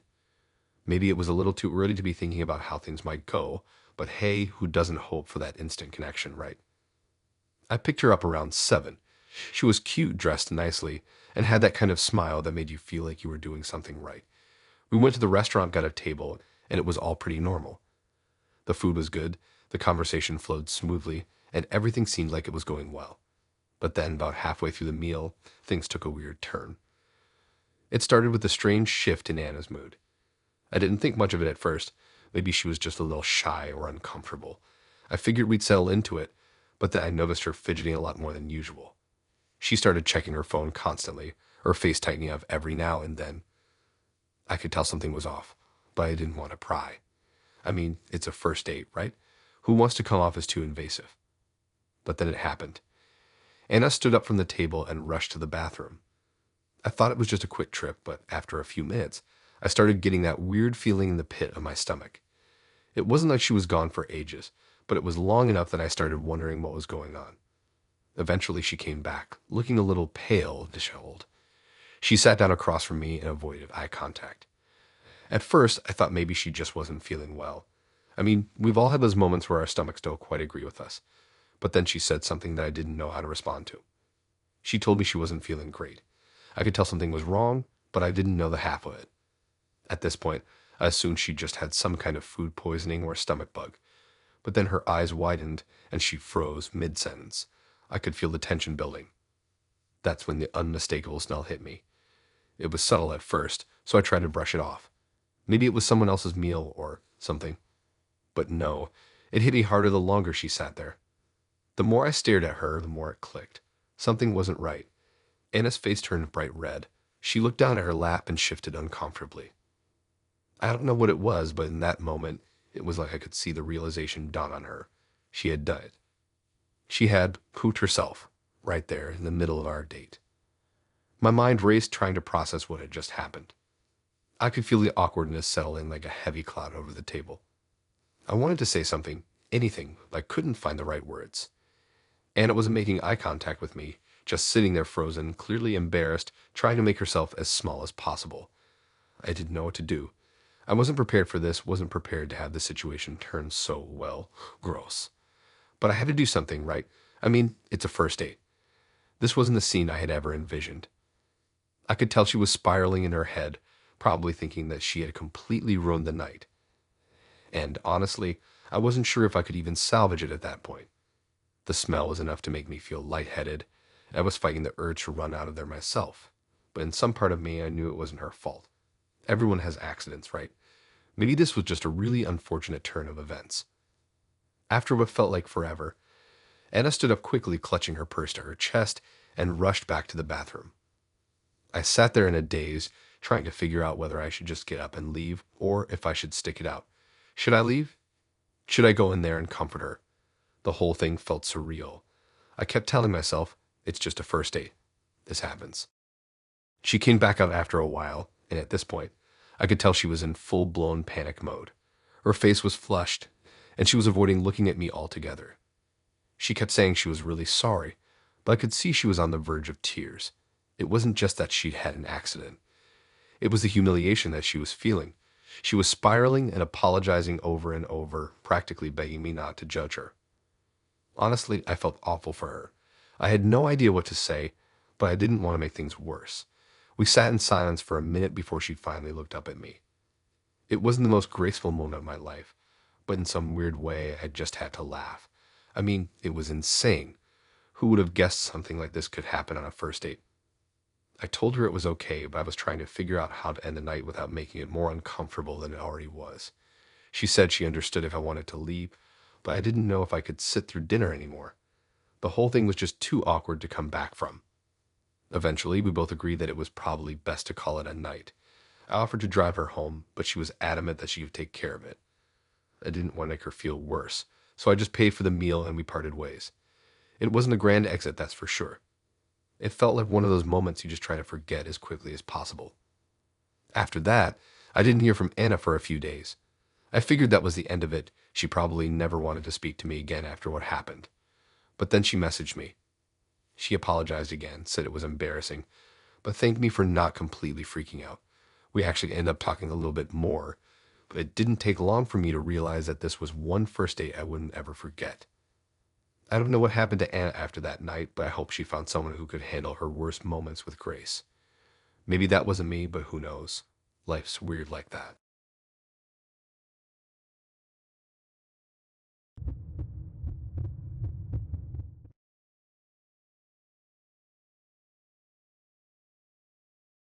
I'll never forget my first date with Eggsy. It started off like any normal date. You notice two people meeting for the first time, trying to see if there was a connection. But what was supposed to be a fun night out ended up being the scariest experience of my life. I met Eggsy through a friend of a friend. He seemed like a nice guy at first, charming, a little goofy in that way that made you think he was just down to earth. We went to a local bar, and the conversation was flowing. At first, everything felt normal, even a little fun. He made me laugh, and the drinks were good. But somewhere along the line, things started to shift. I remember the first weird thing happening when I went to the bathroom. I noticed Eggsy was acting a little different when I came back, but I brushed it off. Maybe he was just nervous. I was still thinking, all right, it's a first date. People get awkward. But as the night wore on, I started feeling off. My head was heavy, like I couldn't focus properly. My body felt kind of like it was in slow motion. It was strange, and I didn't know what to think. I went to grab my drink, and for a moment I hesitated. I don't know why. Maybe it was that gut feeling, but something told me to check it. I mean, why would I think my drink was tampered with? I'd never thought something like that would happen to me. I figured maybe I was just tired from the day, but when I took a sip, that was when the weird feeling grew stronger. My thoughts started becoming disjointed, and I felt like the room was spinning. By the time I realized something wasn't right, it was too late. I felt lightheaded, dizzy, and everything around me started to blur. I had no idea what was going on, but the panic started creeping in. I couldn't even stand up straight without holding onto the table. It was like my body had forgotten how to work properly. That's when I realized I wasn't in control of myself anymore.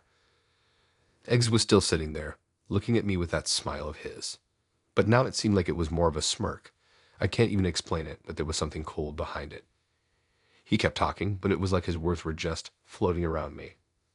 I couldn't focus on them, not even on what he was saying. It felt like my body was shutting down, and I couldn't figure out why. That's when I saw him. I don't know where he came from, but there he was, this guy who seemed like he was just in the right place at the right time. He walked over to me, gently putting a hand on my shoulder. I don't even know how I reacted, but I think I was too far gone to even understand what was happening. The guy asked me if I was okay, and I tried to answer, but my words were slurring like I wasn't even in control of them.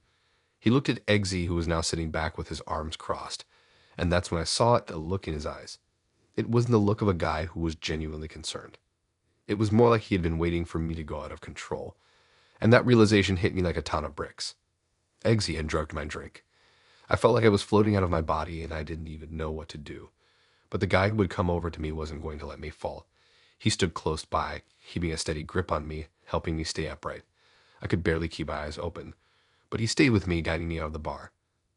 I don't know how he knew I was in trouble, but I was so thankful that he did. The next thing I remember is being in a car. The stranger was talking to me softly, asking me if I was okay.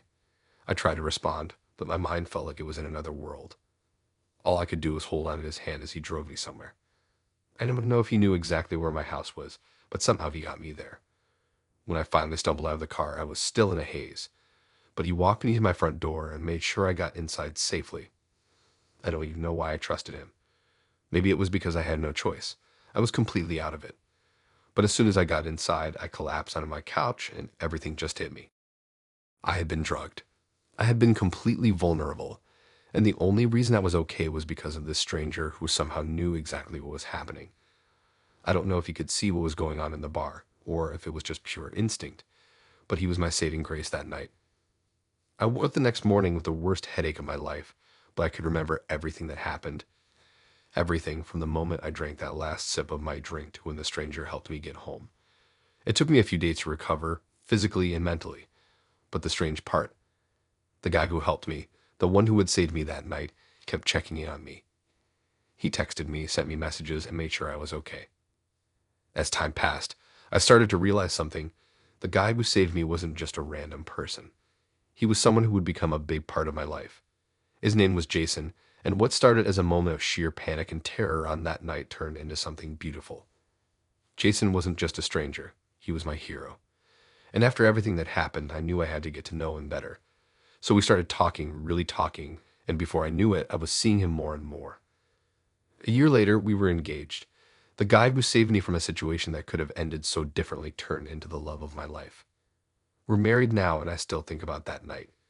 I think about how a bad date could have turned into something far worse if Jason hadn't been there. I'm thankful every day that he was, and I know that if I hadn't been in that awful situation, I might never have met the person who would become my husband. Sometimes, life has a weird way of showing you exactly who you need, even in those terrifying moments. I guess that night was proof of that.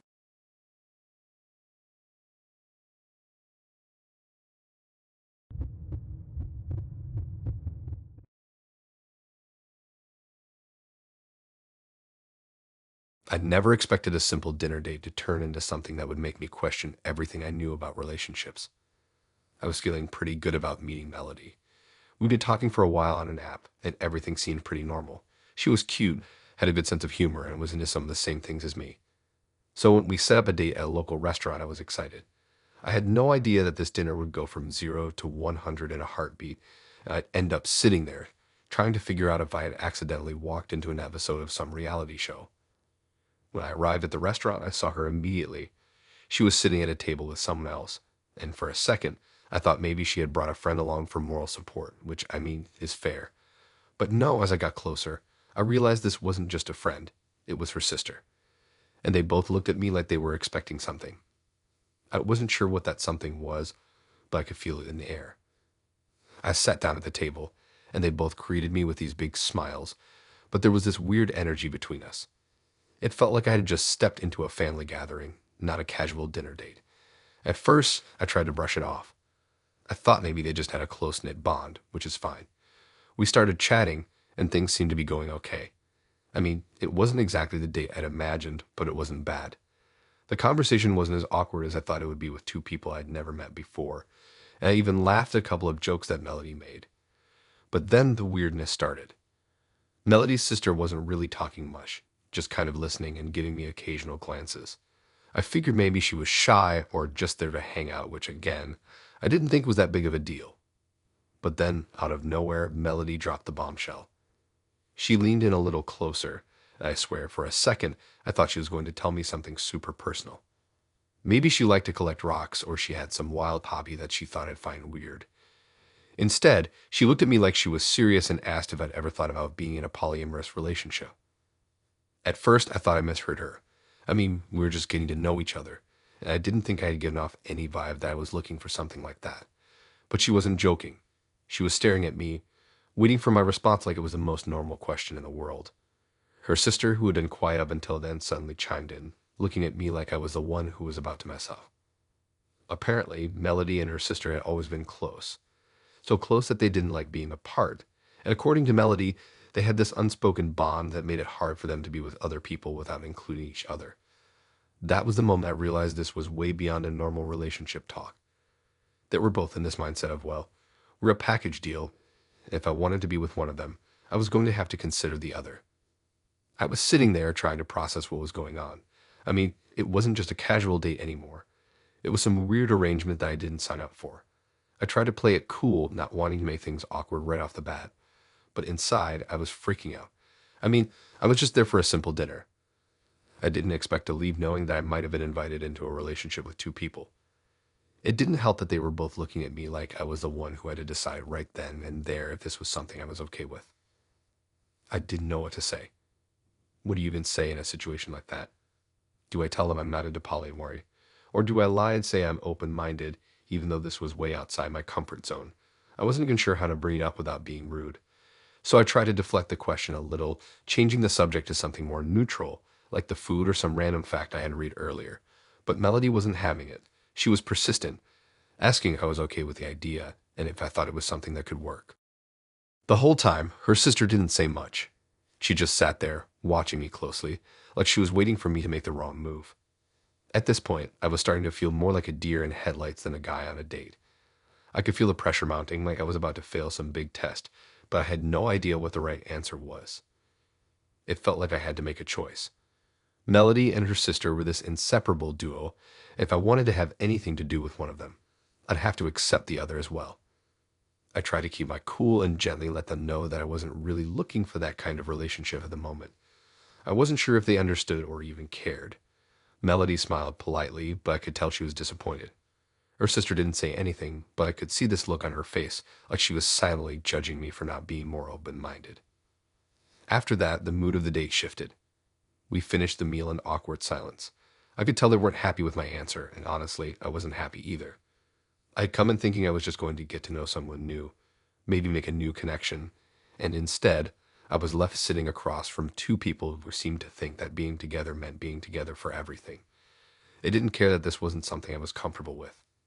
To them, it was just how things worked. No big deal. But to me, it felt like a massive red flag that I couldn't ignore. By the time the check came, I was just ready to go home. The date was already over, and I felt like it had been a total waste of time. Not because of them as people, but because I was never going to be the right fit for them, and they were never going to be the right fit for me. I said my goodbyes and left. It was like I had just walked into a world I didn't understand, and that thought lingered in my mind for days. I realized that sometimes you can't just follow the rules of what you think a relationship is supposed to be. Sometimes people have their own set of rules that can throw you off completely.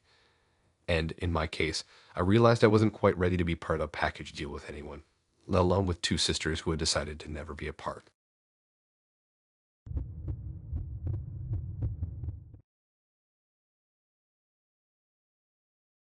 I remember my first date with Sandeep like it was yesterday. It started out so normal, but the more we talked, the more I realized something was seriously off. I don't know what I expected, but it definitely wasn't that.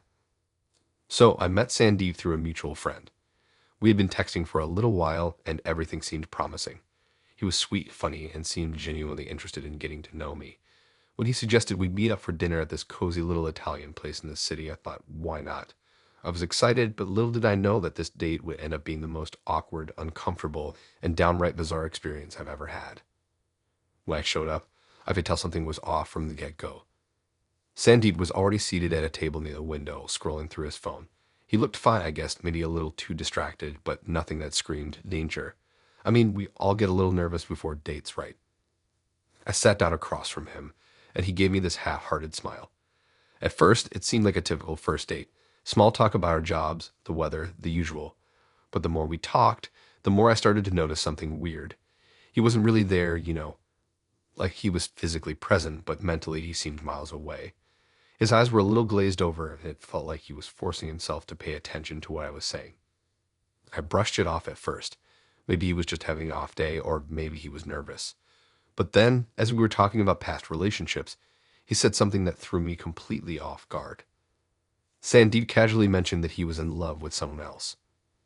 Yeah, you heard that right. He was on a date with me, telling me he was in love with someone else.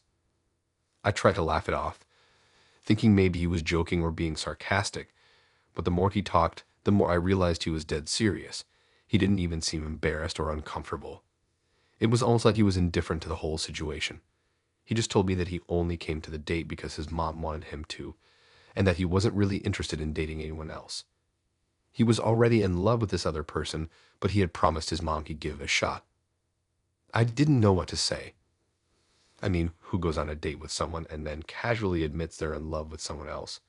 I thought maybe it was some kind of test or some weird joke. But no, it wasn't. It was real. He wasn't even sad about it. He wasn't torn up over it.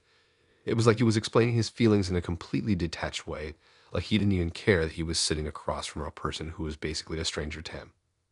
The conversation was so awkward after that. I didn't know what to do or how to react. I tried to steer the conversation in a different direction, asking him about his hobbies, his favorite foods, stuff like that. But he just gave one-word answers. His mind was clearly elsewhere, and I could tell he wasn't really trying to make an effort.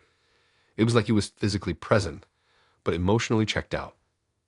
As the night dragged on, I could feel myself getting more and more uncomfortable. The small talk wasn't helping, and neither was the food. It was as if the more I learned about Sandeep, the more I realized how out of place I was in this situation. He was on this date because of a promise he made to his mom, but there was no emotional investment on his part. He wasn't looking for a connection, he wasn't trying to get to know me, and he certainly wasn't interested in me the way I thought he would be. After a while, I realized that I wasn't even sure why I was still sitting there. What was the point? I wasn't going to try to convince him to like me. I wasn't going to beg for his attention when he was clearly thinking about someone else the whole time. I wasn't even mad at him, I was just confused. It was like being caught in some kind of strange social experiment where nothing made sense. By the time the dinner was over, I had pretty much had enough. I couldn't stomach the thought of sitting there any longer, pretending everything was fine when it clearly wasn't. So I made some quick excuse about needing to get home and left. As I walked away from the restaurant, I could feel my chest tightening, and I couldn't stop myself from thinking about how bizarre the whole night had been. I don't know why I didn't walk out earlier. Maybe I kept hoping it would get better, that there would be some kind of redemption for the awkwardness that had unfolded, but it didn't. In fact, it only got worse the more I thought about it. It wasn't until later that I realized how messed up it all was. I mean, Sandeep knew he wasn't interested in me from the start. He was upfront about it, but that didn't make it any easier to swallow. It wasn't about honesty. It was about how casually he treated the situation. I had no idea why he agreed to go on the date in the first place if he was just going to tell me that he wasn't interested. But what bothered me the most wasn't the fact that he was in love with someone else. It was the way he seemed to treat me like I didn't matter. He didn't even give me the courtesy of acting like he was interested, even for a second. I wasn't a person to him. I was just a checkbox on his list of things to do for his mom. And that was the most unsettling part of all. In the days that followed, I blocked Sandeep's number. I didn't need to hear from someone who saw me as nothing more than a favor to his mom. I didn't want to be part of his emotional baggage. There was no point in continuing something that was never going to go anywhere. I'm still trying to make sense of it all. I mean, I get it. People aren't always ready for relationships, and sometimes they're not in the right headspace. But there's a huge difference between being honest and being completely disinterested. And Sandeep made it clear that he wasn't interested in me from the very start, and that's something I'll never forget.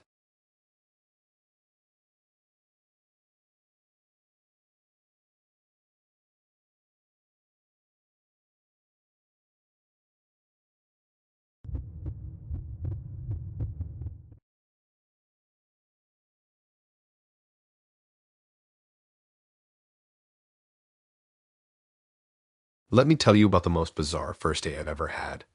I don't even know where to begin. It started out like any normal date. Those awkward but exciting moments when you're trying to get to know someone, figuring out if there's any real chemistry, and hoping that it won't turn into a total disaster. I met Polly through a mutual friend. She seemed cool at first, funny, easygoing, and kind of quirky, but in a good way. We hit it off during our initial chats, so when she suggested grabbing dinner at this cute little bistro in town, I thought, why not? I wasn't expecting fireworks or anything, but I was definitely open to seeing where things could go. The first half of the date was actually pretty chill. We talked about movies, music, our favorite places to travel, all that normal stuff. She had this carefree vibe, and I couldn't help but enjoy her company. I was feeling pretty good about it. It wasn't anything out of the ordinary, but it was pleasant. Now, I'm not a huge sports guy, but I do follow football a little. I don't get obsessed with it, but I enjoy watching games from time to time. And since it seemed like a safe topic, I casually brought it up during dinner. I made the mistake of mentioning that I supported Tottenham Hotspur. Big mistake. The moment the words left my mouth, Polly's face completely changed. I could see her eyes narrow, and there was this shift in her energy. It was like a switch had flipped. I didn't think anything of it at first, but then she put down her fork, folded her arms, and gave me this look like I had just killed her favorite pet or something. I remember feeling kind of awkward, but just brushed it off, thinking maybe she was just messing with me. I mean, it wasn't that big of a deal, right? It's just football. We're adults. But the longer I sat there, the more I could feel the tension building. She wasn't saying anything, just glaring at me. At that point, I was starting to wonder if maybe I had said something that hit a nerve. So I did the polite thing and asked, "Are you into football?" That's when she just snapped. She shot up from her chair, grabbed her glass of water, and before I even had a chance to react, she threw the entire thing at my face. Yeah, you heard that right. Full glass of water, straight at me. It wasn't like a little splash, either. It soaked me completely. The cold water hit my face and ran down my shirt, and I just sat there, stunned, trying to process what had just happened. She was staring at me, breathing hard and looking like she was about to explode. I was drenched, completely caught off guard, not knowing what to do. The waiter who had been nearby looked over and seemed ready to intervene. Polly just glared at him, and he backed off, probably sensing it was about to get ugly. It was like time slowed down in that moment. I honestly didn't know what to say. Was she joking? Was I on a hidden camera show? What the hell was going on? I just sat there, frozen for a moment, my shirt now sticking to my skin, water dripping from my hair. Polly didn't apologize. She didn't even say anything after the water throwing incident. She just grabbed her purse and stood there, looking at me like I was some kind of enemy. I wasn't sure what to do. Part of me wanted to just leave, but the other part of me was still trying to process everything that just happened. Was it really about the football team? I knew there were rivalries in sports, but throwing water at someone over that. Was she always this dramatic, or was this some weird one-off thing? I sat there for what felt like an eternity before she turned and walked out of the restaurant, leaving me sitting at the table, completely drenched, not really knowing what just happened. It was the most surreal thing. The waiter came over to me, looking apologetic, but I didn't even know what to say. I just mumbled something about it being fine, and paid the bill, though it wasn't like I was in the mood to finish my meal at that point. I left the restaurant, feeling kind of stupid and confused. My first instinct was to pull out my phone and text her, but after a few seconds of hesitation, I realized there was no point. I didn't even know if I wanted to try to salvage anything. There was no way I was going to ask someone to explain why they threw a glass of water at me over something as ridiculous as a football team. It didn't make sense. I still think about it now, even though it was months ago. I mean, who does that? Who reacts to a harmless conversation about football like that? I get that sports rivalries can be intense, but this was beyond what I could even understand. Maybe she had some deeper issue with Tottenham Hotspur, or maybe there was more to the story, but throwing water in someone's face, it was just over the top. It wasn't just the fact that she threw water at me, it was how she acted afterward. There was no attempt to apologize, no attempt to explain. She just walked away like it was no big deal, like I was the one who had done something wrong. And I guess that's what stuck with me. The utter lack of empathy, the complete disregard for the other person's feelings. I don't think I'll ever understand it. That night, I went home and changed my clothes, just sitting there thinking, what the hell was that? I've had my share of awkward first dates, but this one took the cake. In a weird way, though, it was almost a relief. I didn't have to wonder if we were going to see each other again. I already had my answer. There was no way I'd be texting Polly after that. I guess the whole thing was a weird blessing in disguise. It might have been a night full of confusion, but it was also a clear indication that some people just aren't worth your time. I don't care about football rivalries, but I do care about respect. And from Polly, I got none of that.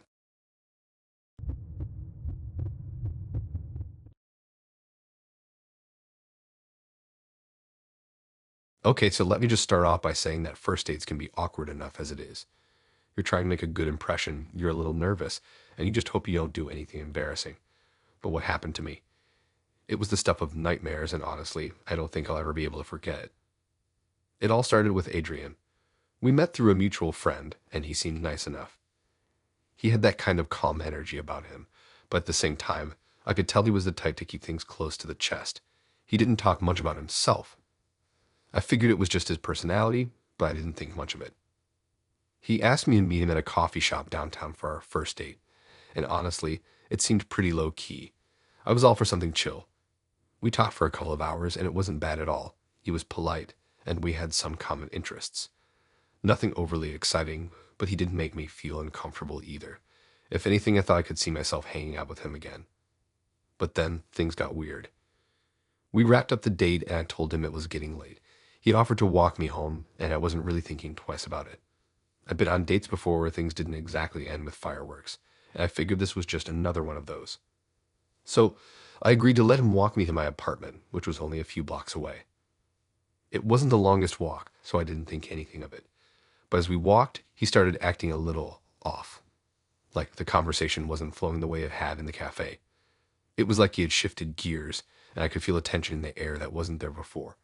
He kept saying things like, "You're so different from other girls," or "You're really interesting," which should have been a compliment, but it started to feel a bit too intense. When we reached the block where my apartment building was, I gave him a polite smile, said something about being tired, and told him I'd be heading inside. That's when he did something that completely threw me off. Instead of just saying goodbye and walking away, he started to follow me. He didn't say anything at first, just walking behind me at a distance. I picked up my pace, thinking maybe he hadn't realized what he was doing. But then he kept pace with me, and then I heard his footsteps getting closer. I felt this sudden, gut-wrenching instinct to turn around and face him, but I didn't want to be rude. I thought maybe the guy was just overthinking things. But as I reached the front door of my building, I turned the handle and realized it was locked. I dug in my bag for my keys, trying to stay calm, but that's when I noticed him standing right behind me. He was too close, and he wasn't moving away. I finally got the door unlocked and quickly stepped inside, hoping he would just go away. But he didn't. He stood there for a moment staring at me. I couldn't even make out his expression in the dim light, but it felt wrong. And then I heard something that made my heart drop. The sound of footsteps. Adrian started walking toward the door, and that's when my heart pounded in my chest. My hands were shaking as I fumbled with my keys again, trying to unlock the door to my apartment. But before I could get the door open, I heard him muttering something like he was talking to himself. Something I couldn't quite understand, but it sounded almost like pleading. I turned around in a panic. He was standing there, looking at me like I was the only thing in the world, and I could feel my breath catch in my throat. I quickly stepped inside, slammed the door, and locked it. I didn't even take a second to breathe. I moved to the window in my living room, pulling back the curtains slightly, trying to see if he was still there. He was. He was standing there for what felt like forever, staring up at my window. I felt like I was suffocating, like I couldn't move. Adrenaline kicked in, and I quickly grabbed my phone. I tried calling a friend, anyone, but my hands were trembling so much that I could barely dial the number. I wanted to call the police, but for some reason I froze. I couldn't get myself to do it. Then, just when I thought I might lose it, I heard a car door slam outside, and the sound of a car starting up. Adrian wasn't standing there anymore. I didn't know if he was leaving or if he was just waiting for something, but at that moment, I didn't care. I locked the deadbolt, threw the chain lock on, and sat down in a chair in my living room, my heart still racing. I didn't sleep that night. The whole time, I kept thinking about what could have happened if I hadn't locked that door, if I had made some other choice during that walk, if I hadn't noticed how strange he was acting. What if he really did try to get in? The next day, I didn't hear from Adrian. I didn't expect to. In fact, I hoped I wouldn't. I deleted his number right after I got inside, not wanting any kind of reminder of what had just happened. I still felt the weight of his gaze, like he was watching me from somewhere. To this day, I don't know what his intentions were. Maybe he was just socially awkward, or maybe it was something more. Either way, I learned a hard lesson about trust. After that night, I changed my approach to dating entirely. I wasn't about to let some guy follow me home again. I still think about Adrian every now and then. I don't know why he did what he did, but I know one thing for sure. It was the last time I ever went on a date with someone I didn't fully trust. Some things you just don't forget.